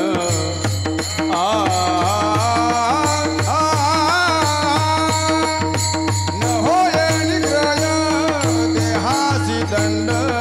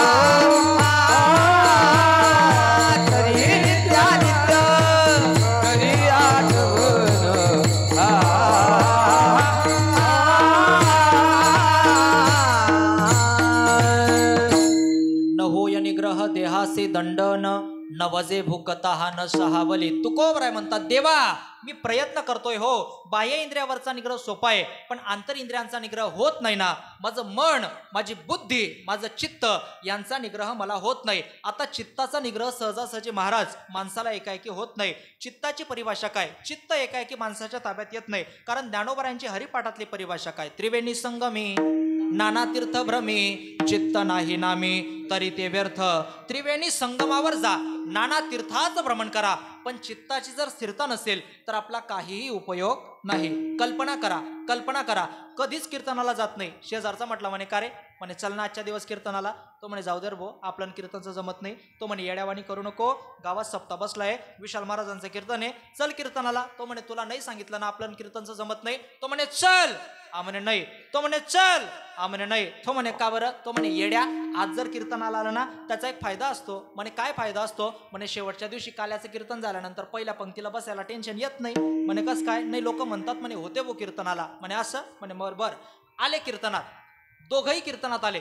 कधी न कीर्तन ऐकणारा माणूस महाराजांच्या समोरच कीर्तनात बसला आणि महाराजांच्या समोर कीर्तनात बसल्यानंतर महाराजांनी कीर्तनातनं सांगायला सुरुवात केली. जब हे सकळ सिद्ध आहे, हात चालावया पाये, तव तू आपले स्वहित पाय तीर्थयात्रे जाय चुकू नको. पंढरीसी जारी आल्यानो संसारा, दिनाचा सोयरा पांडुरंग. एकदा का होईना तुम्हाला जर का तुमच्या जीवनाचं जन्माचं तुम्हाला सार्थक करून घ्यायचं असेल तर एकदा का होईना आपण प्रत्येकाने पंढरपूरला गेलं पाहिजे. कारण तुका म्हणे जन्मा आल्याचे सार्थक विठ्ठलची एक देखल्या. एकदा का होईना आपण पंढरपूरला गेलं पाहिजे असं त्या महाराजांनी कीर्तनातनं सांगितलं. कधी न कीर्तन ऐकणारा माणूस त्याने संपूर्ण कीर्तन ऐकलं आणि संपूर्ण कीर्तन ऐकल्यानंतर त्याच्या डोक्यात महाराज भर पडले. कीर्तन संपल्या संपल्या घरी गेला. घरी गेल्यानंतर लगेच त्याने त्याच्या पत्नीला त्याच्या बायकोला सांगितलं, अगं ऐकलं का? म्हणे काय? म्हणे आपलं जमलं. बाई म्हणे मी असताना तर म्हणे येडी लग्न नाही म्हणे, मग माझं पंढरपूर जायचं ठरलं.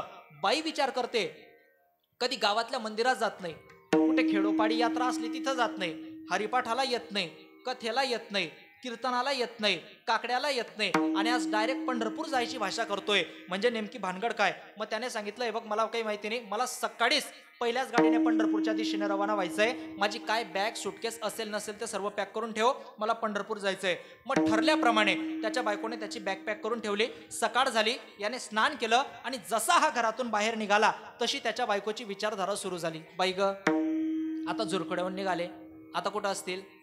आता जळगावला असतील, आता कुठं असतील? पाचोऱ्याला असतील, आता कुठं असतील?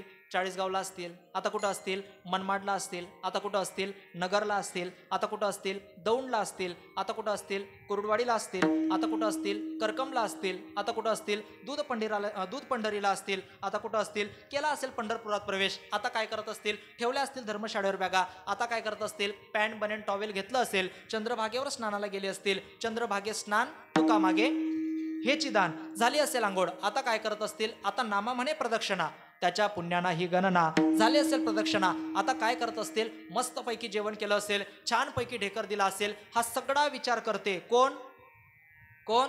त्याची बायको, त्याची पत्नी. ती कुठं आहे? ती घरी आहे, पण तिचं चित्त कुठं आहे? पंढरपुरात आहे.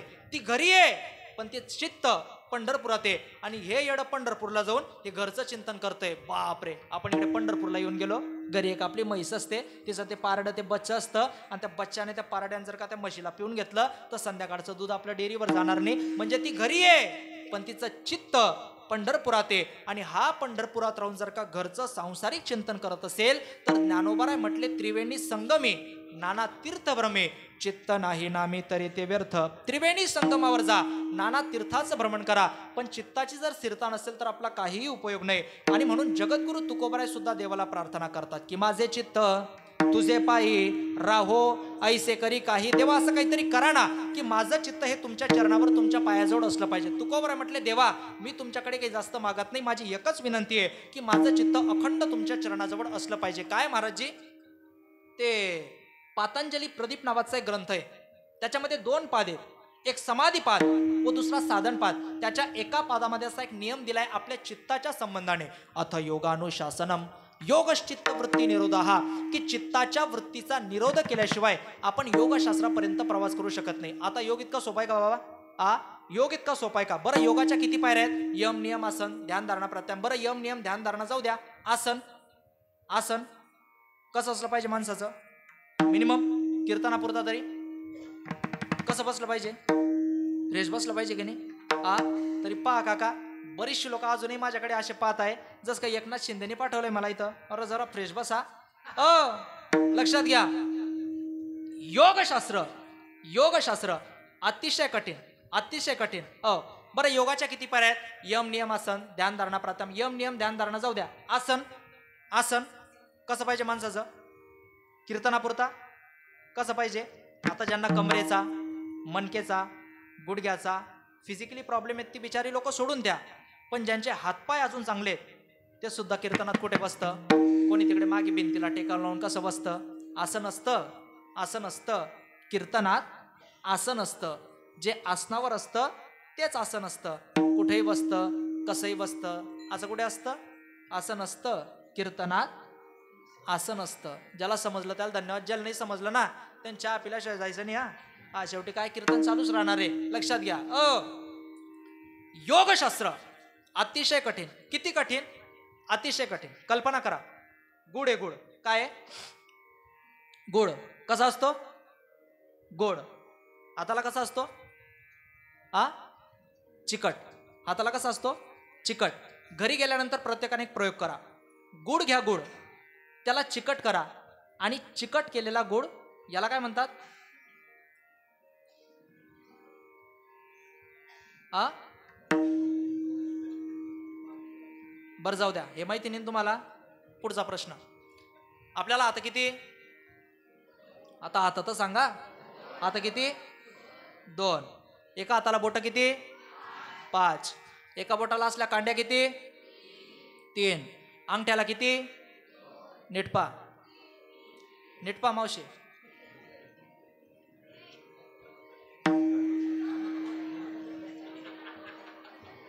खरंच पाहत आहे का आता? हा खरंच पाहत आहे महाराज, आता पाहत आहे ते कांड्या 1 आहे का 2 आहे म्हणून. देवाच्या विचित्र कांड्या कस काय जन्माला घालतो, मला प्रश्न पडतो बा कधी कधी. हाताचे कांड्या आता पाहत आहे तुम्ही 70 65 65 60 वर्षाचे झाले. तुम्हाला हाताच्या कांड्या माहिती नाही? बरं मी सांगितल्या का हो रतन दादा? बरं मी सांगितल्या म्हणून पाहिल्या त्यांनी का तसेच गेले असते काय माहिती बुवा. लक्षात घ्या. बरं बोटांचं वैशिष्ट्य आहे, बरं बोटांचं वैशिष्ट्य आहे, याला काय म्हणतात? अंगठा. याचा वापर आपण कुठे करतो? मरताना पिंडदानाला किंवा ते पाणी टाकायला. कारण हे जे बोट आहे आणि हा जो अंगठा, हे जे बोट आहे आणि हा जो अंगठा आहे, याच्यामध्ये ही जी जागा आहे, हे जे स्पेस आहे, हे पितृस्थान आहे. पितृस्थान जर इथून पाणी गेलं तर आपली पितर पावन होतात आणि नाही गेलं तर पतंती पितृ हे श्याम लुप्त पिंड दकक्रिया हा पितारा हा पतंती पिंड हा लुप्तती. लुप्तती म्हणजे गुप्त पावणे. अंगठ्याने पाणी दिलं तर आपली पितर पावन होतात आणि नाही दिलं तर ती पितर गुप्त होण्याची दाट शक्यता असते. म्हणून उत्तर कालामध्ये आपण अंगठ्याने पाणी देत असतो. मग जसं आपण अंगठ्याचा उपयोग तिथं करतो तसं आपल्या दैनंदिन जीवनामध्ये या 4ही बोटांचा वापर आपण करतो की नाही? करतो. मग हे जे बोट आहे याला शुद्ध मराठीत काय म्हणतात? बोट. काय म्हणतात? बोट. आणि हे मोठं बोट म्हणजे बुद्रुक आणि हे खुद्रुक म्हणताय का अजून? खुर्द म्हणा. लक्षात घ्या. मग हे जे बोट आहे याला शुद्ध मराठीत काय म्हणतात? विठोबा. बर. आणि येले रुक्मिणी.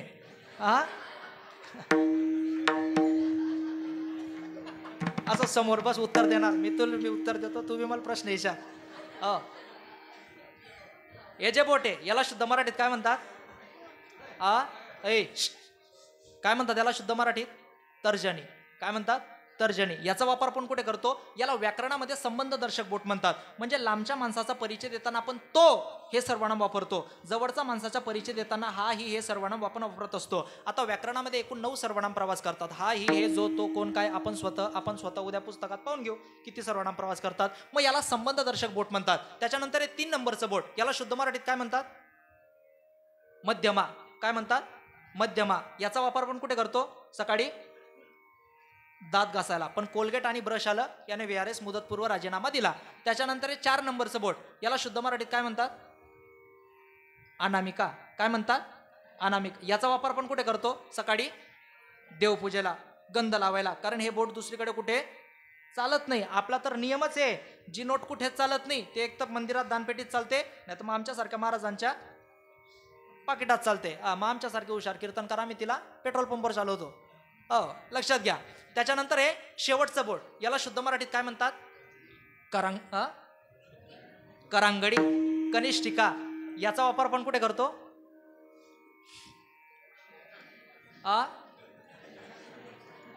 का तुम्ही शाळेत गेले काय?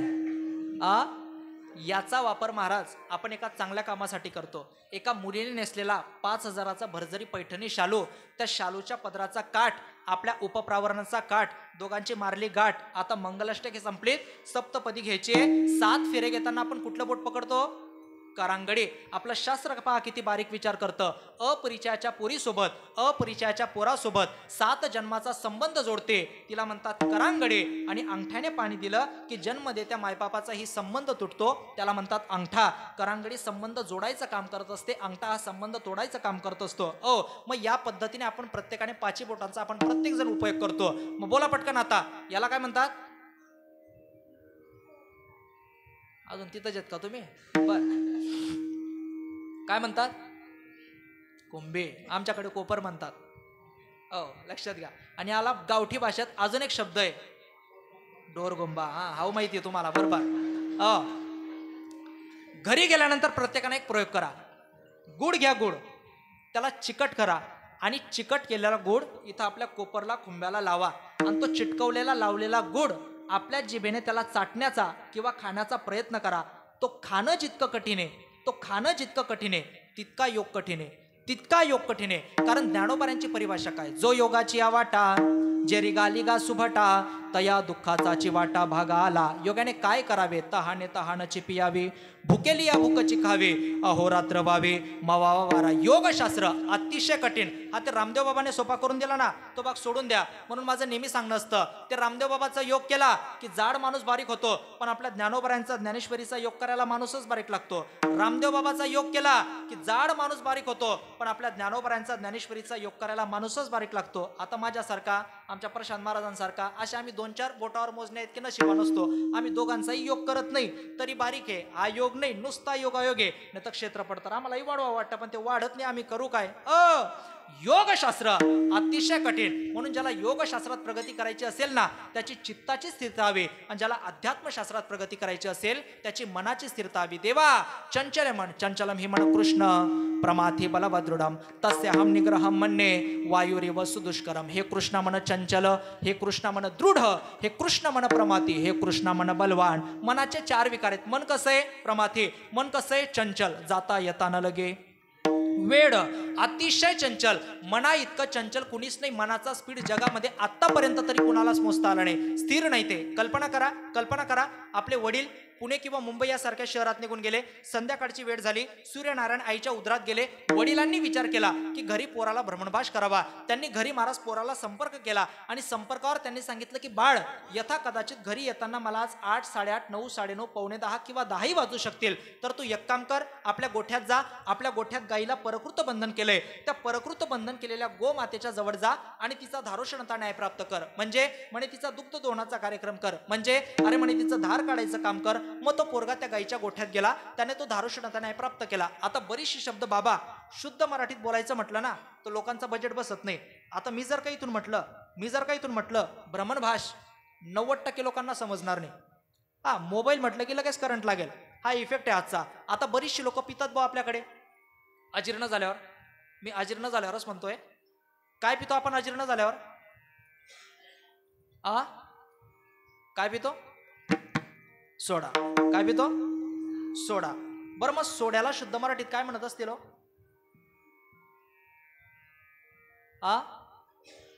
तुम्ही म्हणाल महाराज वेळ होतोय, सोडा ना सोडा. काय एवढं सोड्याचं? सोडा. सोड्याला शुद्ध मराठीमध्ये म्हणतात कार्बवायुजल. ही जी मोबाईलची बॅटरी असते ना, तिला शुद्ध मराठीमध्ये म्हणतात विद्युत घट किंवा विद्युत संच. चार्जर तर गणितच नाही. चार्जरला शुद्ध मराठीमध्ये म्हणतात विद्युत घट किंवा विद्युत संच प्रबलित करणारे प्रवाहित तारेचे प्रयंत्र म्हणजे चार्जर. आईस्क्रीमला शुद्ध मराठीत काय म्हणतात? दुग्ध शर्करायुक्त शीत कपाटामध्ये घट्टत्व प्राप्त करणारा गोल गोल गट्टू पदार्थ मीन्स आईस्क्रीम. KB विरकरची भाषा आहे ती. डिक्शनरी पहा तुम्ही त्यांचे. मराठीत एका शब्दाला अनेक पर्यायी शब्द सापडतात. आता मराठीत नुसतं हसायचं म्हटलं तरी 28 प्रकारात असता येतं. किती? 28. विकटत्व अस्य, बिकटत्व अस्य, कदा कदा अस्य, कडा कडा अस्य, स्मित अस्य, लघु अस्य, गुरु अस्य, कमल अस्य, नयन अस्य, राक्षसी अस्य, कृत अस्य, कृत अस्य, कदा कदा अस्य, खदा कदा अस्य, गदा गदा अस्य. इंग्रजी म्हटली का थोडी भीक मागणारी भाषा आहे. स्माईल, गालातल्या गालात. लाफिंग, कोलगेटची जाहिरात. याच्या पलीकडे तिसरा शब्द सापडणार नाही हो. पण मराठी तसं नाही. मराठी अतिशय श्रीमंत आहे. मग जो तो ज्याच्या त्याच्या परीने शब्द वापरत असतो. मग त्या वडिलांनी त्या पोराला दुग्ध दोहनाचा कार्यक्रम सांगितला. पोरगा मजबूत होता, जिमला जात होता, व्यायाम करत होता, कसरत करत होता. 4 पोरांगावर येऊ देत नव्हता. माझ्यासारखे इतका मजबूत पोरगा की 4 पोरांगावर येऊ देत नाही. त्या पोराने त्या गाईच्या दुधाची धार काढल्यानंतर त्या गाईचं 1.5 महिन्याचं वासरू त्याला अख्ख्या झुरखेडा नगरीत सापडत नाही हो. हतबल झालं ते. जसा एवढा मोठा माणूस एवढ्या छोट्याशा वासरापुढे हतबल होतो, तसं एवढं मोठं शरीर एवढ्या छोट्याशा मनापुढे हतबल होतं. मी काय करू देवा? न होय निग्रह. होत नाही का? होत नाही. का होत नाही? कारण निग्रहावर एक ग्रह आहे, त्याचं नाव आहे अनुग्रह. म्हणून ज्याच्यावर देवाचा अनुग्रह त्यालाच करता येतो निग्रह. विठ्ठल विठ्ठल.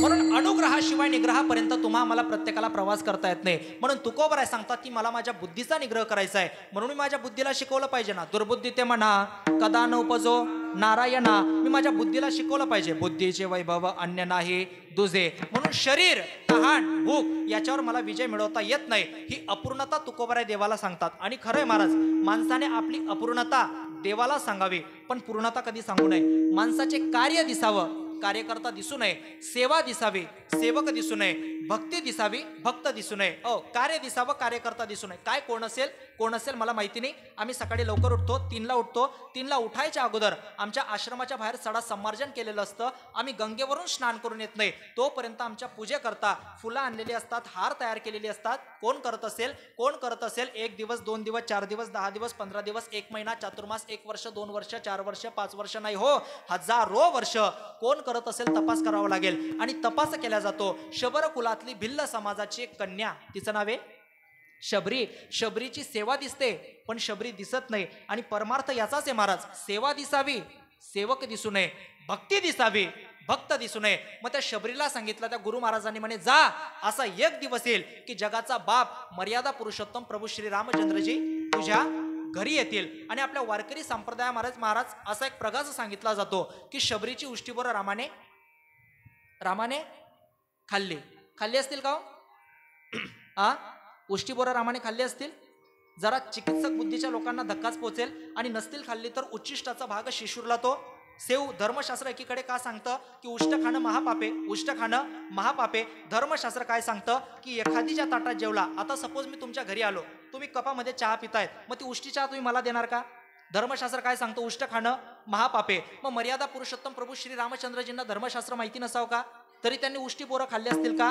तर तसं काही नाही. आता उष्ट खाणं महापापे. एखादी ज्या ताटात जेवला त्या ताटात पुन्हा कधीच जेवू नये, ते ताट धुतल्याशिवाय. आपल्याकडे महिला वर्ग बऱ्याच वेळा पती ज्या ताटात जेवण करतो ना त्याच ताटात महिला वर्ग जेवण करतात. म्हणे का? म्हणे चांगलं असतं. तसं काही नसतं.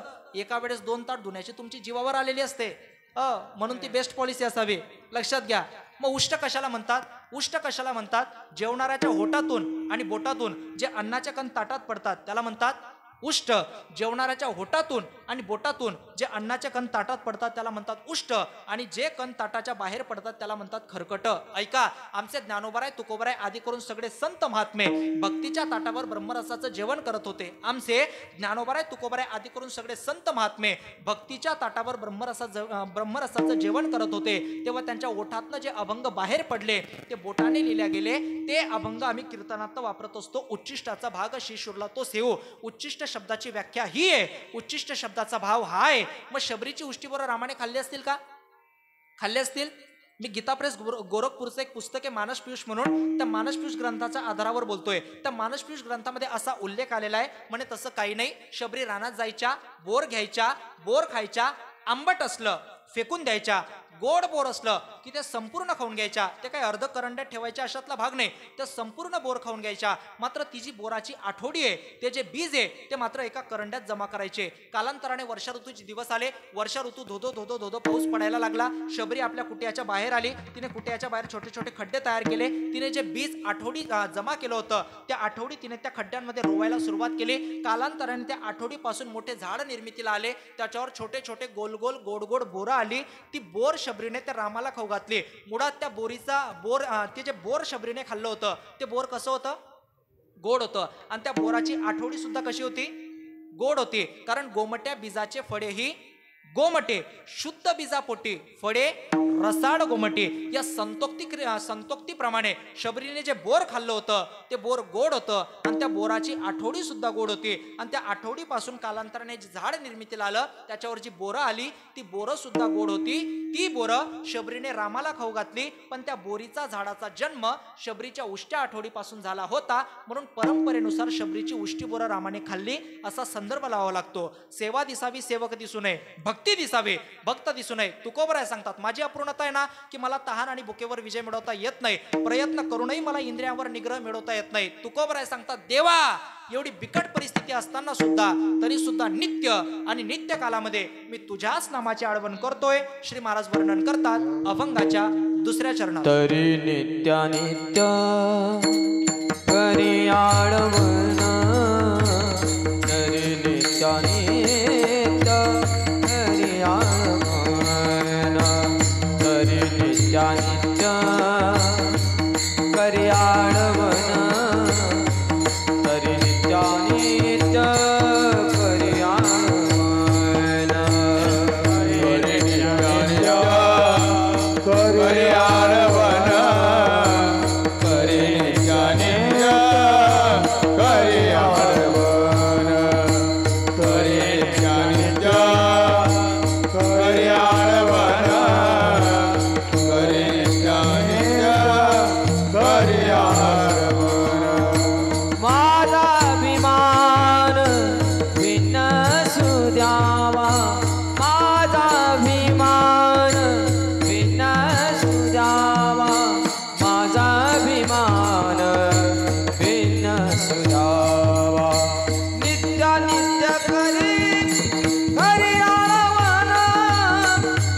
तरी नित्यानित्य करी आडवण तरी नित्यानित्य करी आडवण करी नित्यानित्य करी आडवण माझा अभिमान विनाशुरावा माझा अभिमान विनाशुरावाचा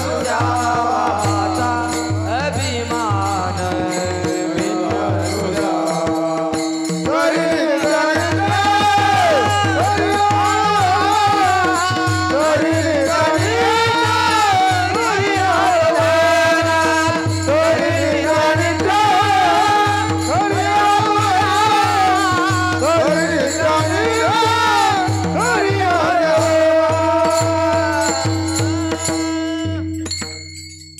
तरी नित्य नित्य करी आडवण माझा अभिमान असो द्यावा. तुकोबराय सांगतात की देवा माझा सत्व अभिमान हा तुमच्याजवळ असू द्यावा. आता कसं असतं महाराजजी, माणसाला अहंकार नसावा, अभिमान नसावा. कारण अभिमान झाला तुका म्हणे वाया गेला, पण अभिमान गेला तुका म्हणे देव झाला, असं असतं. म्हणून माणसाला अहंकार नसावा, अभिमान नसावा.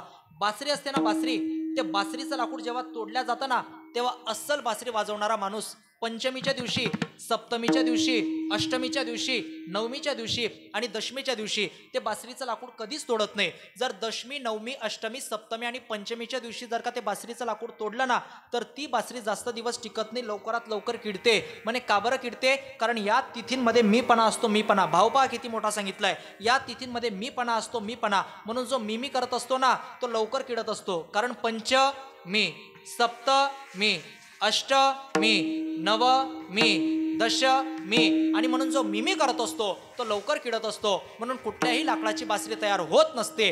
त्याच लाकडाची बासरी तयार होते ज्या लाकडांमध्ये गाठी नसतात. एकदा का माणसाला अहमपणाची गाठ आली की माणसाचं जीवन संपलं. म्हणून माणसाला अहंकार नसावा, अभिमान नसावा. हो, काय ते रामायणातला मानसपुरुषा भाव आपल्या समोर मांडतो. ते रामायणामध्ये धनुष्य जेव्हा महाराज भंग झाला ना, धनुष्य जेव्हा तोडल्या गेला ना, तेव्हा त्या धनुष्याला एकाने विचारलं, म्हणे का रे बाबा, तुझे 2 तुकडे झाले, तुला वाईट नाही वाटत का रे? तो म्हणे अजिबात वाईट वाटत नाही. का वाईट वाटून घेऊ? कालपर्यंत मी जोडलेलो होतो, कालपर्यंत मी जोडलेलो होतो, तो लोकांना तोडत होतो. धनुष्यातून बाण गेला की समोरचा संपला. कालपर्यंत मी जोडलेलो होतो, तो लोकांना तोडत होतो. आज मी तोडल्या गेलो तर सीतेला देवाशी जोडतोय, तर मी कशासाठी गर्व करू? जेव्हा अहंकार नावाचा धनुष्य हा जोडलेला असतो ना, तेव्हा तो या जीवाला त्या देवापासून तोडत असतो. आणि एकदा का आपला अहंकार नावाचा धनुष्य तुटतो, तेव्हा बुद्धी नावाची सीता ज्ञान नावाच्या रामाला वरते. माझा अभिमान हा सत्व अभिमान तुमच्याजवळ असू द्यावा. देव म्हटले तुकोबराय ठीक आहे, तुमचा अभिमान आम्ही घ्यायला तयार आहोत, पण तुमच्याकडे असं काय? तेव्हा तुकोबराय सांगतात की माझी काया, माझी वाचा, माझं मन विटाळले नाही. नाही विटाळले काया वाचा मन, संकल्पाने भिन्न आशेची या. म्हणून भिन्न आशेच्या संकल्पाने काया विटाळले नाही, भिन्न आशेच्या संकल्पाने वाचा मन विटाळले नाही. ते पवित्र आहे. म्हणून संसाराने जे मन, प्रपंचाने जी काया आणि प्रपंचाने जी वाचा विटाळले नाही, त्या प्रपंचाच्या भवसागरातून देवा तुम्ही मला काय करा, पार करा, एवढीच अपेक्षा करतो अभंगाच्या शेवटच्या चरणात. तुका म्हणे भवसागर उतार, तुका म्हणे भवसागरी उतार, तुका म्हणे भवसागरी उतार, तुका म्हणे भवसागरी उतार. करावया धार इच्छित असे, करावया धार इच्छित असे, तरी नित्यानित्य करी आडवण, तरी नित्यानित्य करी आडवण.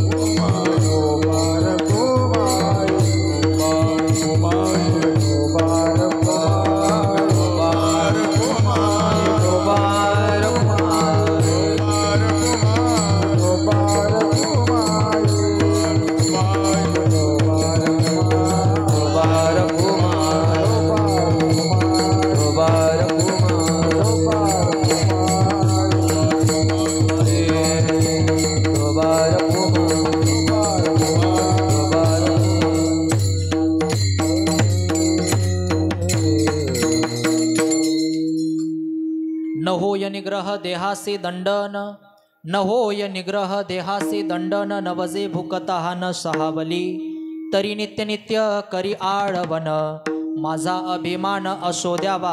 अभंगातील 3 चरणाचा मतितर्थ भाव आपण सर्वांनी पाहण्याचा प्रयत्न केलाय. उर्वरित 1 चरणाचा भाव महाराज आपण नक्कीच कधीतरी पाहण्याचा प्रयत्न करूया. एक शेवटचे 2 ते 5 मिनिटं घेतो आणि सेवा समाप्त करतो. का बोर झाले तुम्ही? काही मागवू का? चहा, कोल्ड्रिंक, थम्सअप नको ना? बस बसून घ्या मग. सज्जन हो, जाताना एकच सांगेल की धर्माचं पालन करा, कर्म करत राहा, देवावर श्रद्धा ठेवा. ज्या आईवडिलांच्या पुण्याने आपण कोट्यवधी रुपयांची इस्टेट कमवली ना, त्या आईवडिलांची अखंडपणे तरलतेने विरलतेने सेवा करा. ऐसी कौन सी चीज है जो यहाँ नहीं मिलती, सब कुछ मिलता है पगले, लेकिन माँ बाप की दुआ नहीं मिलती. जवानी का रंगडंग हो, नौकरी की सेटलमेंट हो, वेल सेट की लाइफ हो, एक लड़की देखने जाओ ना तो 10-10 खड़ी रहती है. जवानी का रंगडंग हो, नौकरी की सेटलमेंट हो, वेल सेट की लाइफ हो, एक लड़की देखने जाओ तो 10-10 खड़ी रहती है, लेकिन एक दिन अपने माँ बाप मर जाए फिर लाखों के भीड़ में ढूंढो. पगले, जो नहीं मिलते ना वही तो अपने माँ बाप होते. इसलिए छोटा भाई समझकर मेरी बात ध्यान में रखना. खुद की पसंद से मिलने वाली पत्नी के लिए भाग्य और नसीब से मिलने वाले माँ बाप को कभी मत ठुकराना. आई वडील जर का आपल्या जीवनाचं अस्तित्व असतील तर त्यांचा सांभाळ करणं तुमचं माझं प्रत्येकाचं कर्तव्य आहे. म्हणून जाताना एकच सांगेल की धर्माचं पालन करा, कर्म करत राहा, देवावर श्रद्धा ठेवा. ज्या आईवडिलांच्या पुण्याने आपण कोट्यवधी रुपयांची इस्टेट कमवली त्या आईवडिलांची अखंडपणे तरलतेने विरलतेने सेवा करा. परिस्थिती वाईट मार्गाला जाते याचं भान आपण सर्वजण पाहतोय. जर का उद्याचं विश्व निर्माण करण्याची ताकद जर का तुम्हा समस्त तरुण बांधवांवर आली तर ते टिकवणं तुमचं माझं प्रत्येकाचं कर्तव्य आहे. अजून 10 वर्ष जाऊ द्या महाराज. मी खूप दीर्घसूत्री माणूस आहे. 10 वर्ष काय 10 वर्ष काय, तुम्ही आजच अंदाज घेऊन पहा. आज शाळेमध्ये पहिल्या 5 क्रमांकामध्ये सगळ्यात जास्त हुशार कोण आहे हो? मुलं का मुली? मुली. नोकरी वर्गामध्ये सगळ्यात जास्त पुढं कोण आहे? मुलं का मुली?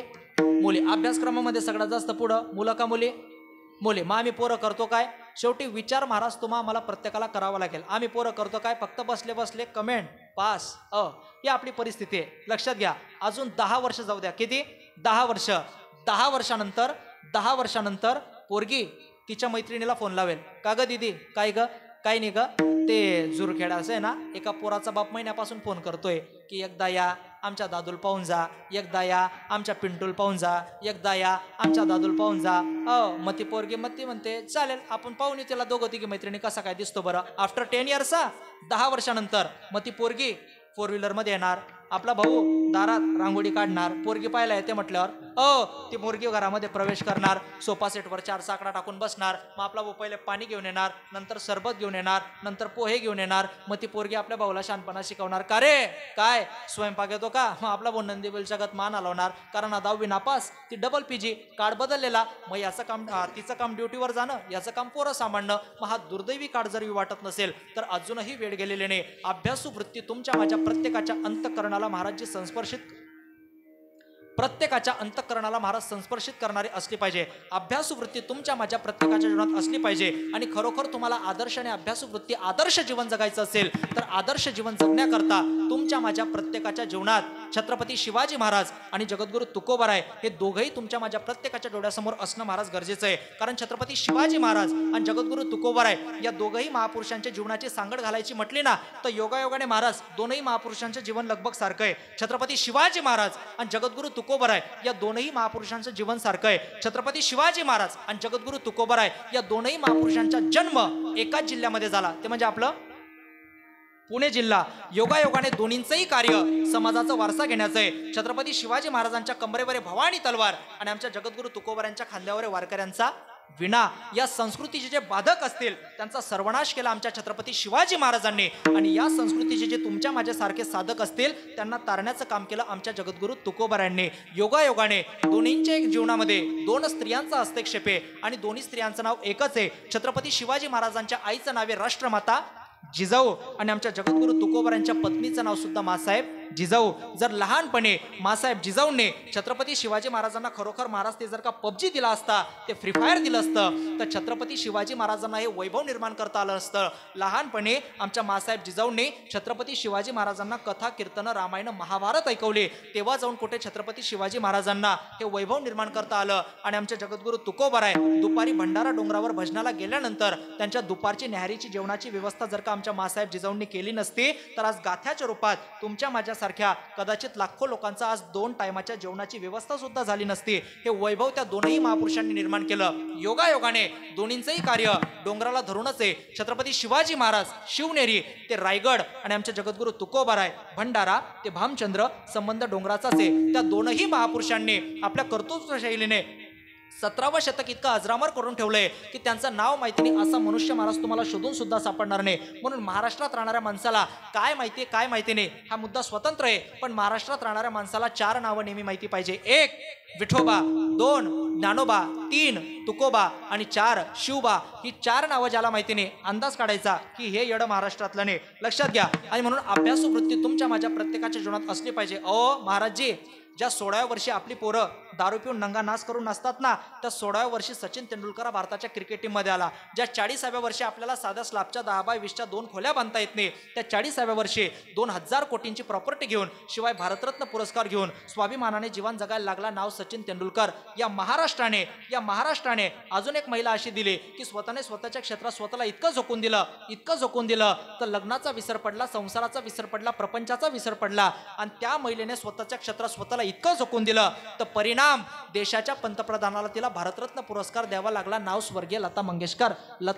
12वी नापास, सचिन तेंडुलकर 10वी नापास. शेवटी माणसाचं कर्तृत्व महत्वाचं असतं. तुम्ही किती शिकले कोणी डिमांड देत नाही, तुमचा ब्रँड काय याला फार मोठी किंमत असते. म्हणून अभ्यासू वृत्ती तुमच्या माझ्या प्रत्येकाच्या जीवनात असणं गरजेचं आहे. म्हणून माझं नेहमी सांगणं असतं, जे लोक पायाने चालतात ना जी लोक पायाने चालतात ना ती लोक फक्त अंतर कापतात, जी लोक पायाने चालतात ती लोक फक्त अंतर कापतात, आणि जी लोक डोक्याने चालतात ना ती जगावर राज्य करतात. ठरवा आपले पाय चालावे की डोकं. एकदा पुस्तक वाचलं की मस्तक जागेवर येतं, आणि मस्तक जर जागेवर आलं तर अशा बिंडोक लोकांपुढे नतमस्तक व्हावं लागत नाही. म्हणून पुस्तक वाचत राहा. जीवनाची जीवनगती तुमच्या माझ्या प्रत्येकाच्या जीवनात आली पाहिजे. अरे या मातीचं वैशिष्ट्य आहे, इथं 16 वर्षाचा पोरगा नावेत 10-12 लोकांना बसवायचा, तो या काठावून त्या काठावर त्यांना पलीकडे न्यायचा, ती लोक रामेश्वराचं दर्शन घ्यायची. हा मुस्लिम नावाड्याचा पोरगा सुद्धा रामेश्वराचं दर्शन घ्यायचा.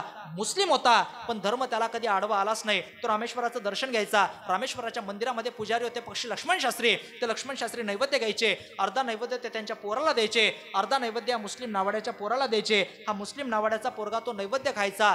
जोपर्यंत ते यात्रे करून मंदिराला प्रदक्षिणा करून येत नाही तोपर्यंत हा मुस्लिम नावाड्याचा पोरगा फिजिक्सचा अभ्यास करत बसायचा. तो पोरगा पुढे या देशाचा राष्ट्रपती झाला, मिसाईल मॅन झाला. अब्दुल कलाम को हम हर वक्त सलाम करते हैं. म्हणून अभ्यास करण्याची महाराज एक सचोटी असते, ती जर का आपण जीवनामध्ये सांभाळली ना तर नक्कीच आपण जीवनामध्ये एक दिवस यशस्वी होतो. म्हणून जीवन जगत असताना अभ्यासू वृत्ती तुमच्या माझ्या प्रत्येकाच्या जीवनात असणं गरजेचं आहे. म्हणून माझं नेहमी सांगणं असतं, प्रत्येक तरुणाला आणि प्रत्येक तरुणीला माझं नेहमी सांगणं असतं की जीवन जगत असताना प्रत्येकाने जीवनामध्ये 2 गोष्टी करा. एक मित्र आणि एक मैत्रीण ठेवलीच पाहिजे. महाराज असला म्हणून काय झालं, होय राहुल महाराज आपल्याला बंधन आहेत का? महाराज असला म्हणून आम्हाला बंधन आहेत? महाराज समज के फ्लावर समजे क्या? पाय रे मे, मला दिल बी माहिती आहे, पाय रे मे. लक्षात घ्या, जीवन जगत असताना प्रत्येकाने जीवनामध्ये एक मित्र आणि एक मैत्रीण ठेवलीच पाहिजे. मला सुद्धा एक मित्र आणि एक मैत्रीण आहे, खरंच फ्रेंडली सांगतो, मला सुद्धा एक मित्र आणि एक मैत्रीण आहे. माझा एक चांगला मित्र आहे, त्याचं नाव आहे पेन. आणि महाराज माझी एक चांगली मैत्रीण आहे, तिचं नाव आहे वही. महाराज मी जे घडलो ना, आचार्य अत्रेंचं एक वाक्य, अत्रे सांगायचे की जीवन जगत असताना प्रत्येकाने जीवनामध्ये 3 गोष्टी करा. सत माणसाची संगती, सद्ग्रंथाची वाचना आणि सन्मार्गावर जे भेटलं ते मी माझ्या जोडीत जमा केलं. म्हणून उद्याचा आचार्य अत्रे तयार झाला. तुम्ही लक्षात घ्या सज्जन हो, जीवन जगत असताना अशा सत माणसांची संगती, सद्ग्रंथांची वाचना आणि या सन्मार्गावर जे भेटलं ते आपल्या जोडीत जमा करा. उभ्या आयुष्यात तुम्हाला काही कमी पडणार नाही. एवढंच माझं तुम्हाला सांगणं आहे. एक शेवटचे 2 मिनिटं घेतो, सेवा समाप्त करतो. जीवन जगत असताना सत्तेचा, संपत्तीचा, तारुण्याचा आणि विद्वत्तेचा अजिबात गर्व करू नका. ज्याच्याकडे दिल्लीची सत्ता होती, ज्याच्याकडे दिल्लीची संपत्ती होती आणि ज्याच्याकडे तारुण्य होतं, तरी सुद्धा अखंड द्रौपदीला आपल्या मांडीवर बसवण्यासाठी प्रयत्न करत होता. सत्तेचा, संपत्तीचा, तारुण्याचा गर्व झाला. एक दिवस भीमदादा आला आणि भीमदादाने त्याची मांडी फोडली. सत्तेचा, संपत्तीचा, तारुण्याचा गर्व झाला की एक दिवस त्याचा दुर्योधन तयार होतो. पण ज्यांच्याकडे महाराष्ट्राची सत्ता होती, महाराष्ट्रातल्या 360 किल्ल्यांची ज्यांच्याकडे संपत्ती होती आणि ज्यांच्याकडे तारुण्य सुद्धा होतं, तरी सुद्धा जगद्गुरु तुकोबर यांच्या कीर्तनास ज्यांना 2 तास बसण्याची आवड निर्माण होती, त्याचा एक दिवस छत्रपती शिवाजी महाराज तयार होतो. आपण ठरवायचं की आपल्याला नेमकं कुठल्या ट्रॅकला प्रवास करायचा आहे. म्हणून जीवन जगत असताना सत्तेचा, संपत्तीचा, तारुण्याचा आणि विद्वत्तेचा अजिबात गर्व करू नका. विद्वत्तेचा महाराज अजिबात गर्व करू नका. खूप लोक हुशार आहेत आपल्यापेक्षा. यथा कदाचित तुम्हा जुन्या आजोबा लोकांना माहिती असेल, आळंदीमध्ये सरस्वती माता ज्यांच्या जिभेवर पाणी व्हायची, आळंदीमध्ये साक्षात सरस्वती माता ज्यांच्या जिभेवर विराजमान होती, असे असणारे काव्यतीर्थ वेदांत वाचस्पती ज्यांना म्हणायचे, त्यांचं नाव होतं जगन्नाथ अण्णाजी पवार. जगन्नाथ अण्णा पवारांचं आळंदीमध्ये फ्रूटवाले धर्मशाळा म्हणून एक धर्मशाळा आहे. त्या फ्रूटवाले धर्मशाळेमध्ये जर का जगन्नाथ अण्णा पवारांचं 7-9 कीर्तन असलं ना, तो लोक 5 वाजल्यापासून गर्दी करायचे. मला जागा भेटेल का नाही, एवढे विद्वान कीर्तनकार. जगन्नाथ अण्णा पवारांचं 7-9 कीर्तन असलं तर लोक 2-2 तास अगोदर गर्दी करायचे. त्याच जगन्नाथ अण्णा पवारांना घशाचा कॅन्सर झाला, कंठाचा कॅन्सर झाला. देवाने कंठ, वाणी काढून घेतली, त्यांना बोलता येत नव्हतं. त्याच फ्रूटवाले धर्मशाळेमध्ये जगन्नाथ अण्णा पवारांची खुर्ची अशी बाजूला टाकलेली असायची. आदरणीय ढोक महाराजांचं कीर्तन असायचं. ज्या लोकांनी जगन्नाथ अण्णा पवारांच्या कीर्तनासाठी 2-2 तास अगोदर गर्दी केली, त्याच लोकांनी जगन्नाथ अण्णा घशाचा कॅन्सर झाल्यानंतर त्याच लोकांनी त्याच जगन्नाथ अण्णा पवारांच्या खुर्चीला धक्का दिला आणि आदरणीय ढोक महाराजांचं कीर्तन ऐकायला लागले. हा समाज आहे महाराज, कायमस्वरूपी कोणालाच लक्षात ठेवत नाही. जोपर्यंत बोलणाऱ्याच्या ओठात, वाजवणाऱ्याच्या बोटात आणि म्हणणाऱ्यांच्या कंठात ताकद आहे ना, तोपर्यंत समाज प्रेम करतो. हा समाज आहे, कायमस्वरूपी कोणालाच लक्षात ठेवत नाही. तुमच्या बोटातली ताकद जाऊ द्या, माझ्या ओठातली ताकद जाऊ द्या, तुमच्या कंठातली ताकद जाऊ द्या, समाज आहे महाराज, मागे फिरून कधीच पाहत नाही. अरे जगन्नाथ अण्णा पवारांसारख्या लोकांना माणसं विसरून गेले. आणखीच चीज मी गलबला आहे. म्हणून कुठल्याही गोष्टीचा गर्व करू नका. कुठल्या गोष्टीचा गर्व करतो आपण? इथं नारदाच्या गादीवर उभं राहून काय लोकांना 10 ज्ञानाच्या गोष्टी दिला त्याचा गर्व? आपल्या सगळ्यांची सत्यता सांगू का एका वाक्यात? तुमच्यावरून नाही, चला माझ्यावरून सांगतो. मी जर मेलो ना, म्हणजे मरणार नाही अजून 25-50 वर्ष, पण मी जर मेलो ना, लगभग 5.5 पावणे 6 फूट उंची माझी. किती 5.5 पावणे 6 फूट उंची माझी.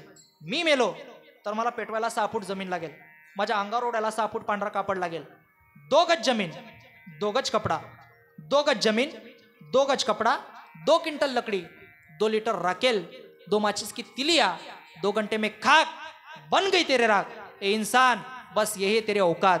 आणि हीच जर का आपली स्थिती असेल की अवघ्या 2 तासात या शरीराची माती राख होणार असेल, तर आपण कुठल्या गोष्टीचा गर्व करतो? म्हणून कुठल्याही गोष्टीचा गर्व करू नका. अखंडपणे या मुखार विंदातून त्या भगवान परमात्माचं नामस्मरण करा. करा हरिभक्ती, परलोका येईल कामा. या पद्धतीने प्रत्येकाने जीवन जगण्याचा प्रयत्न करा. भला किसी का कर न सके तो बुरा किसी का मत करना, या एका तत्वावर प्रत्येकाने जीवन जगण्याचा प्रयत्न करा. देह समर्पिजे देवा, भार काहीच न घ्यावा, होईल आघवा तुका मने आनंद. आहे ते सकड कृष्णासी अर्पण, किंवा देह जाओ अथवा राहो पांडुरंगी दृढ भावो. निवृत्ती ज्ञानदेव सोपान मुक्ताबाई, एकनाथ नामदेव तुकाराम. निवृत्ती ज्ञानदेव सोपान मुक्ताबाई, एकनाथ नामदेव तुकाराम. निवृत्ती ज्ञानदेव सोपान मुक्ताबाई, एकनाथ नामदेव तुकाराम. निवृत्ती ज्ञानदेव सोपान मुक्ताबाई, एकनाथ नामदेव तुकाराम. एकनाथ नामदेव तुकाराम. एकनाथ नामदेव तुकाराम. एकनाथ नामदेव तुकाराम. एकनाथ नामदेव तुकाराम. निवृत्ती ज्ञानदेव सोपान मुक्ताबाई, एकनाथ नामदेव तुकाराम. निवृत्ती ज्ञानदेव सोपान मुक्ताबाई, एकनाथ नामदेव तुकाराम. मुक्ताबाई मुक्ताबाई मुक्ताबाई मुक्ताबाई. आदिशक्ती मुक्ताबाई. आदिशक्ती मुक्ताबाई. मुक्ताबाई मुक्ताबाई. मुक्ताबाई मुक्ताबाई. योग माया मुक्ताबाई. योग माया मुक्ताबाई. मुक्ताबाई मुक्ताबाई. मुक्ताबाई मुक्ताबाई. ब्रह्मचित्तला मुक्ताबाई. ब्रह्मचित्तला मुक्ताबाई. मुक्ताबाई मुक्ताबाई. मुक्ताबाई मुक्ताबाई. मुझे आई मुक्ताबाई. आई मुक्ताबाई. मुक्ताबाई मुक्ताबाई. मुक्ताबाई मुक्ताबाई. नजला ठाव द्यावा पाई. लाव द्यावा. मुक्ताबाई मुक्ताबाई. आदिशक्ती मुक्ताबाई.